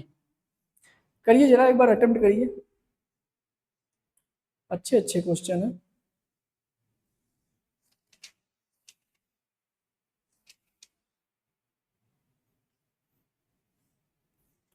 आइए इधर देखिए, एक ये जो प्लस आई सीरीज हमने लिखा है, ये जो प्लस आई सीरीज हमने लिखा है, इसमें थोड़ा सा मैं आपको बता दूं कि अगर हाइड्रोजन के आइसोटोप प्रेजेंट हो, अगर हाइड्रोजन के आइसोटोप प्रेजेंट हो तो इसमें पहले प्रायोरिटी टी को देंगे, फिर डी को देंगे, फिर एच को देंगे। इसका रीजन है क्योंकि जो हैवी आइसोटोप होते हैं वो स्ट्रॉन्ग बॉन्ड बनाते हैं और उनमें पोलराइजेशन करा पाना उतना आसान नहीं होता है।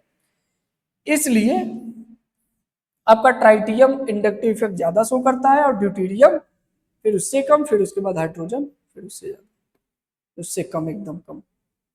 तो यहाँ पे देखेंगे, क्योंकि हमें पता है कि जो प्लस आई इफेक्ट होता है वो ट्राइटियम का ज्यादा, फिर ड्यूटेरियम का और फिर हाइड्रोजन का।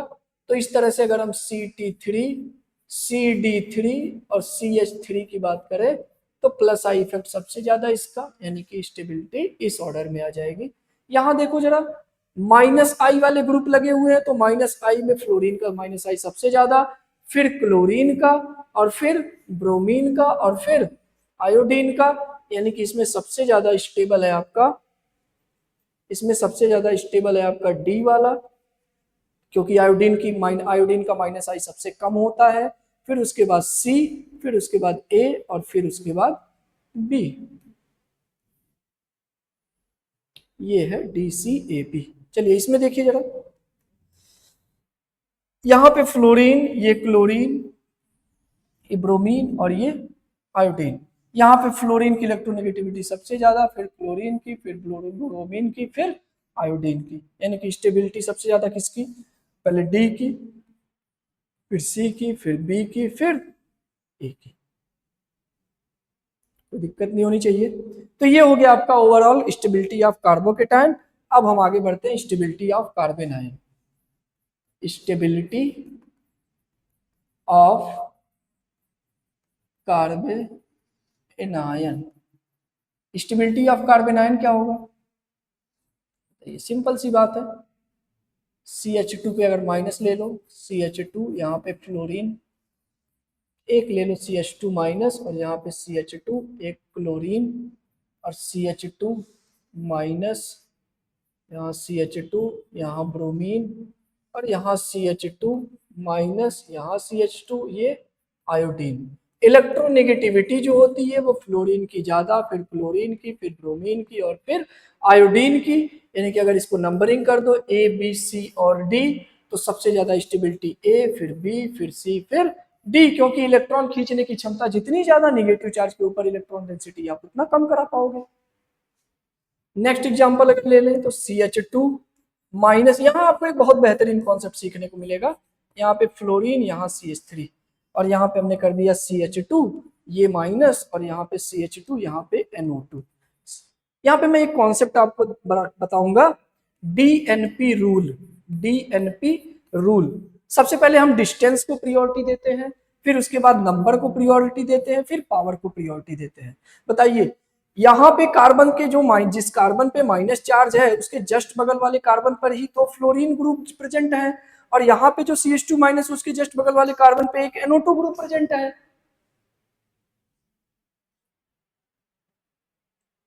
यहाँ पे दो फ्लोरीन ग्रुप प्रेजेंट है फर्स्ट वाले नंबर पे, यहाँ भी फर्स्ट वाले पोजीशन पे NO2 ग्रुप प्रेजेंट है। बताइए, डिस्टेंस तो सबकी सेम है, लेकिन अब बात आती है नंबर की। अब नंबर किस पे ज्यादा है? तो यहाँ दो ग्रुप प्रेजेंट है, और यहाँ पे एक ग्रुप प्रेजेंट है, इसलिए इसको हम प्रियोरिटी देंगे। तो स्टेबिलिटी किसकी ज्यादा हो जाएगी? ये A है, ये B है, तो A और B A में ज्यादा हो जाएगी। यहाँ दिमाग में आता है बच्चों की कि ये NO2 तो माइनस आई ज्यादा शो करता है, फ्लोरीन माइनस आई कम शो करता है, लेकिन भाई साहब वो नंबर में भी तो ज्यादा है, भले उसकी औकात कम है लेकिन वो नंबर में तो ज्यादा है ना। आइए आगे बढ़े, नेक्स्ट बता दो। अगर हम CH2 माइनस, यहाँ CH2, यहाँ फ्लोरीन, CH, यहाँ फ्लोरीन, यहाँ फ्लोरीन की बात करें, यहाँ CH2 माइनस, यहाँ CH, यहाँ क्लोरीन, यहाँ क्लोरीन, और ये CH2 माइनस, यहाँ CH, यहाँ ब्रोमीन, और यहाँ ब्रोमीन की बात करें, बताओ ये A, ये B और ये C। तो डिस्टेंस तो अब की बार सबका सेम है, लेकिन नंबर में भी सेम है, तो अब किससे हम प्रियोरिटी देंगे? पावर से आंसर देंगे। पावर किसकी ज्यादा? पावर ज्यादा आपकी फ्लोरीन की, फिर क्लोरीन की, फिर ब्रोमीन की। तो इस तरह से आपकी स्टेबिलिटी हो जाएगी A, फिर B, फिर C, ये आंसर आ जाएगा। तो ये था कुछ एग्जाम्पल, एक आध और कर लेते हैं। -OH -NO2 माइनस क्लोरीन, इसमें आप जरा बता दीजिए, एक मिनट पॉज करिए, नोट करिए, फिर बताइए जरा। इसमें स्टेबिलिटी सबसे ज्यादा किसकी है? क्योंकि NO2 का जो माइनस आई होता है वो सबसे ज्यादा होता है, इसलिए B सबसे ज्यादा स्टेबल, फिर उसके बाद क्लोरीन का, फिर उसके बाद OH का। तो माइनस आई जिसका ज्यादा, उसका इलेक्ट्रॉन खींचने की क्षमता ज्यादा, इसलिए उसके प्रेजेंस में स्टेबिलिटी ज्यादा। आ जाओ आगे। तो स्टेबिलिटी आप कार्बोकेटाइन देख लिया, कार्बेनाइन दे दिया, अब फ्री रेडिकल की बारी है। स्टेबिलिटी ऑफ फ्री रेडिकल, इसमें क्वेश्चन कम ही मिलते हैं आपको, तो स्टेबिलिटी ऑफ फ्री रेडिकल में बता दें जरा। CH3 radical, CH3 radical, CH3, sorry ये CH3 में होगा, इसको CH2 करो, ये CH3 होगा, ये हो गया। एंड इसी में बता दो A और B में सबसे ज्यादा कौन स्टेबल, तो आपका B ज्यादा स्टेबल होगा, A कम स्टेबल, इस तरह से। And CH2 radical bond CH3, CH2 radical, CH2 radical, यहाँ पे CH3, यहाँ पे CH3, यहाँ भी बता दो, अगर इसको A बोले, इसको B बोले, तो B की स्टेबिलिटी A से ज्यादा होगी।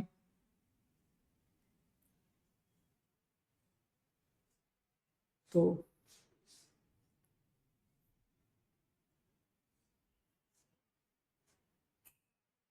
आगे बढ़ते हैं, आ जाओ एसिडिक स्ट्रेंथ की बात करते हैं। एसिडिक स्ट्रेंथ देखते कैसे, अगर हम एसिडिक स्ट्रेंथ देखने की बात करें, या अभी जो हमने पढ़ा कि acidic strength of carboxylic acid की बात करें, बताइए RCOOH होगा।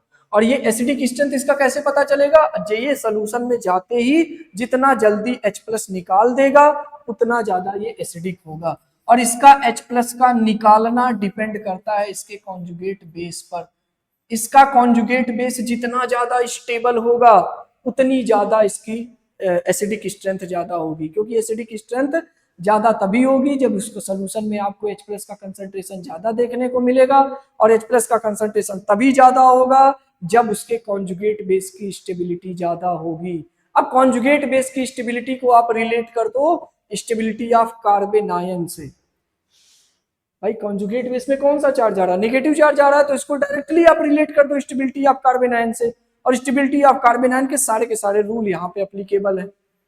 इस तरह से आप बना दो। तो अगर मैं एग्जांपल लूं कि ये Cl CH2CH2COO माइनस, ये पहला, क्लोरीन CH2CH2COO माइनस, ये दूसरा, और ब्रोमीन CH2CH2COO माइनस, तीसरा, आयोडीन CH2CH2COO माइनस, ये आ गया फोर्थ। बताइए इसमें सबसे ज्यादा स्टेबल कौन है, इसमें सबसे ज्यादा स्टेबल है आपका सेकंड वाला, फिर उसके बाद फर्स्ट वाला, फिर उसके बाद थर्ड वाला, फिर उसके बाद फोर्थ वाला। यानी कि इनका जो एसिड होगा वो सबसे ज्यादा एसिडिक कौन होगा, सेकंड वाला, फिर फर्स्ट वाला, फिर थर्ड वाला, और फिर फोर्थ वाला। इनका जो कार्बोक्सिलिक एसिड बनेगा वो इस तरह से आएगा। अब कभी कभी ये क्वेश्चन क्या पूछते हैं, ये क्वेश्चन डायरेक्ट नहीं पूछते हैं कि इस तरह से बताओ ये ज्यादा स्टेबल या ये ज्यादा स्टेबल है, ये बोलते हैं बताओ पीएच बताओ, पीएच ऑर्डर बता दो, फिर कहेंगे पीके ऑर्डर बता दो, कहेंगे H+ कंसंट्रेशन बता दो, के बता दो। ये सारी चीजें क्या होती हैं, देखो अगर कोई एसिड ले रहे हो आप RCOOH, इस तरह से आपने एसिड लिया और इसको आप किसी सॉल्वेंट में डालते हो तो ये अपना बेस बनाएगा और H+ बनाएगा। तो इसके लिए एक टर्म डिफाइन होता है के इक्विलिब्रियम कांस्टेंट RCOO माइनस, और यहाँ पे H+, और यहाँ पे RCOOH। अब ये के कैसे ज्यादा करें, बताइए अगर H+ का कंसंट्रेशन ज्यादा होगा तो के ज्यादा होगा, और अगर RCOO माइनस की स्टेबिलिटी ज्यादा होगी तब भी के ज्यादा होगा। यानी कि acidic nature directly proportional to के। एसिडिक नेचर ज्यादा यानी कि H+ ज्यादा, इसकी स्टेबिलिटी ज्यादा, तो एसिडिक नेचर ज्यादा, उसका डायरेक्टली प्रोपोर्शनल टू के। क्या H+ का कंसंट्रेशन यहीं पे इसको भी लिख दें, और अगर यहाँ पे आगे बढ़े तो क्या स्टेबिलिटी ऑफ कॉन्जुगेट बेस लिख दें। ये तीन चीज तो हमें समझ में आ रही है, लेकिन ये pKa क्या होता है, ये pH क्या होता है, तो आपको बता दें ये जो pH होता है ये माइनस लॉग ऑफ H+ होता है, और उसी तरह से अगर आप pKa की बात करोगे तो ये भी क्या होता है, माइनस लॉग ऑफ Ka होता है। भाई साहब अगर Ka ज्यादा होगा तो ये माइनस में वैल्यू है, ये वैल्यू कम हो जाएगी तो pKa कम होगा। अगर H+ का कंसंट्रेशन ज्यादा होगा तो ये ओवरऑल माइनस में है, इसलिए ये pH भी कम हो जाएगा। pKa भी कम हो गया, pH भी कम हो गया, यानी कि inversely proportional to pH inversely proportional to pKa। अगर Ka ज्यादा तो pKa कम, अगर H+ का कंसंट्रेशन ज्यादा तो pH कम। ये होगा इस तरह से। तो अब एक क्वेश्चन हम लोग करते हैं इसी में, CF3COOH, CCl3COOH, CI3COOH। बताओ इसमें हमने पूछा है pH बता दो, pKa बता दो, Ka बता दो, H+ का कंसंट्रेशन बता दो, सबको एक ही साथ कवर कर लो।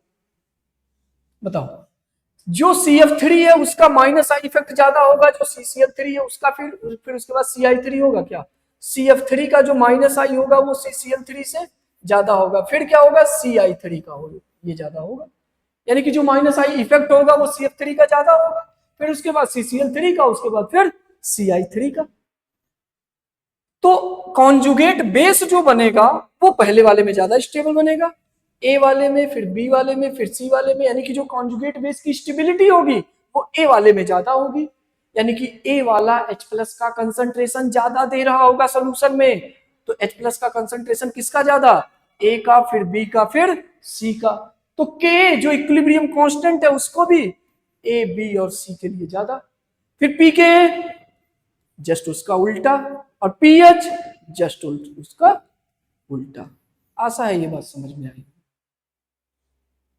अब आ जाते हैं बेसिक स्ट्रेंथ की बात करते हैं, या इसी में निपटा दो जरा एसिडिक स्ट्रेंथ ऑफ एल्कोहल, जो एसिडिक स्ट्रेंथ ऑफ एल्कोहल, यहां भी आपको बच्चा निगेटिव चार्ज की स्टेबिलिटी से ही देखना पड़ेगा।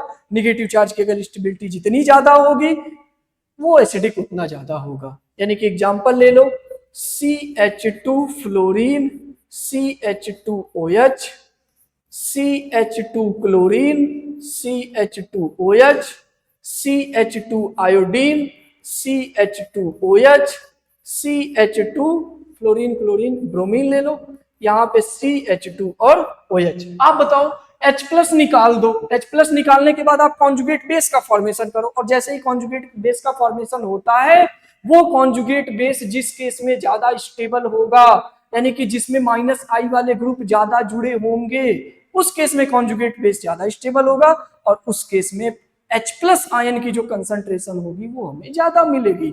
और H+ आयन की कंसंट्रेशन अगर हमें ज्यादा मिलती है तो वो कंपाउंड भी क्या होगा, ज्यादा एसिडिक होगा। यानी कि अगर इसको ए बोले, इसको बी बोले, इसको सी बोले, इसको डी बोले, तो बताइए A greater than B, greater than C, greater than D. यानी कि यहां भी क्वेश्चन चाहे जैसा हो, कॉन्जुगेट बेस की अगर स्टेबिलिटी ज्यादा है यानी कि वो जो एसिड है वो ज्यादा एसिडिक है। कोई दिक्कत? चलिए, तो ये हो गया हमारा एसिडिक स्ट्रेंथ ऑफ एल्कोहल। अब आ जाओ जरा बेसिक स्ट्रेंथ ऑफ एमीन की बात कर ले। बेसिक स्ट्रेंथ कैसे देखोगे? बेसिक स्ट्रेंथ में लोन पेयर की अवेलेबिलिटी की बात करनी होती है, अवेलेबिलिटी ऑफ लोन पेयर, यानी कि लोन पेयर की अवेलेबिलिटी जितनी ज्यादा उसकी बेसिक स्ट्रेंथ उतनी ज्यादा। लोन पेयर की अवेलेबिलिटी जितनी ज्यादा उसकी बेसिक स्ट्रेंथ उतनी ज्यादा। यानी कि लोन पेयर की अवेलेबिलिटी अगर हमें बढ़ानी है तो हमें +I ग्रुप को इंक्रीज करना पड़ेगा। जो +I ग्रुप जुड़े हुए हैं उन्हें बढ़ाते जाओ, बढ़ाते जाओ। नाइट्रोजन पे लोन पेयर की डेंसिटी बढ़ती जाएगी, और नाइट्रोजन पे लोन पेयर की डेंसिटी बढ़ती जाएगी तो वो इलेक्ट्रॉन ज्यादा से ज्यादा दे पाएगा, बेसिक नेचर ज्यादा से ज्यादा शो कर पाएगा। क्लियर? एग्जाम्पल समझो। एग्जाम्पल हमने कहा ये NH2 है, ये CH3 से जुड़ा हुआ है, यहाँ पे NH2 है, ये NH है, ये इधर CH3 से जुड़ा हुआ है, ये इधर CH3 से जुड़ा हुआ है। यहाँ पे नाइट्रोजन है, ये इधर CH3 से जुड़ा हुआ है, ये इधर CH3 से जुड़ा हुआ है, ये इधर CH3 से जुड़ा हुआ है। अगर हम इसको A बोल देते हैं, B बोल देते हैं, C बोल देते हैं, तो बताइए ये CH3+I इफेक्ट शो करेगा, ये भी CH3+I शो करेगा, ये भी CH3+I शो करेगा, और ये भी जितनी तीनों है ये भी क्या शो करेंगी, +I ही शो करेंगी। और ये अगर +I शो कर रहे हैं तो नाइट्रोजन पे इलेक्ट्रॉन की डेंसिटी को बढ़ा रहे होंगे, और नाइट्रोजन पे अगर इलेक्ट्रॉन की डेंसिटी बढ़ रही होगी तो बेसिक स्ट्रेंथ भी बढ़ रहा होगा। सॉरी, इसको हम ये क्या होगा, C का ज्यादा होगा, फिर B का ज्यादा होगा, फिर A का ज्यादा होगा। यहाँ पे बेसिक स्ट्रेंथ की बात कर रहे हैं हम लोग, बेसिक स्ट्रेंथ। ये इस तरह से हम बेसिक स्ट्रेंथ देखेंगे। फिर नेक्स्ट एक और एग्जांपल ले लें, तो नाइट्रोजन एंड NH2, यहाँ पे CH2, ये Cl, तो ये NH2 CH2 और फ्लोरीन, यहाँ पे NH2 CH2 chlorine, NH2 CH2 iodine, यहाँ ब्रोमीन कर दो, ये ब्रोमीन कर दो। अब बताओ, ये आयोडीन, ये ब्रोमीन, ये फ्लोरीन, ये क्लोरीन, ये सब इलेक्ट्रॉन खींचने का काम कर रहे होंगे ना। ये फ्लोरीन भी इलेक्ट्रॉन खींच रहा होगा, क्लोरीन भी खींच रहा होगा, ब्रोमीन भी खींच रहा होगा और आयोडीन भी खींच रहा होगा। माइनस आई सबसे ज्यादा किसका होता? फ्लोरीन का, फिर क्लोरीन का, फिर ब्रोमीन का और फिर आयोडीन का। माइनस आई इस तरह से ज्यादा होगा, मतलब फ्लोरीन का सबसे ज्यादा, फिर क्लोरीन का, फिर ब्रोमीन का, फिर आयोडीन का। यानी कि ये सबसे ज्यादा इलेक्ट्रॉन खींच रहा होगा। अब की बार ये प्रोवाइड नहीं कर रहे हैं, अब की बार ये इलेक्ट्रॉन खींच रहे हैं उल्टा। यानी कि नाइट्रोजन पे जो इलेक्ट्रॉन की डेंसिटी है वो ये घटा रहे हैं।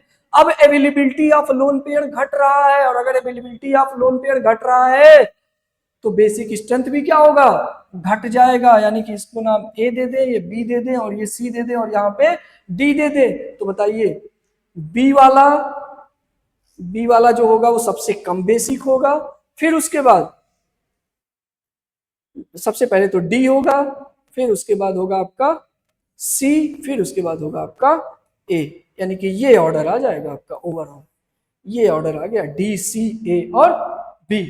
बेटा इस तरह से हम लोगों ने पूरा का पूरा इंडक्टिव कवर कर लिया। इंडक्टिव पूरा कवर हो गया आपका, प्लस आई, माइनस आई, जितने उसके एप्लीकेशन हो सकते हैं वो सारा हमने कवर कर लिया।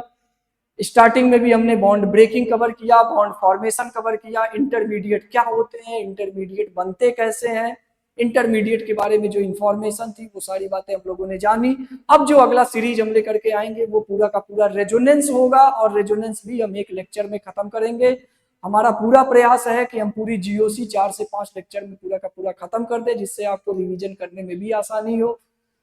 तो आगे आगे हम अपना सीरीज लेकर के आते रहेंगे। ये था आपका लेक्चर 1, जिसमें हमने पूरा का पूरा bond breaking, bond formation, intermediate, inductive, electronic displacement effect, ये सारा कवर किया।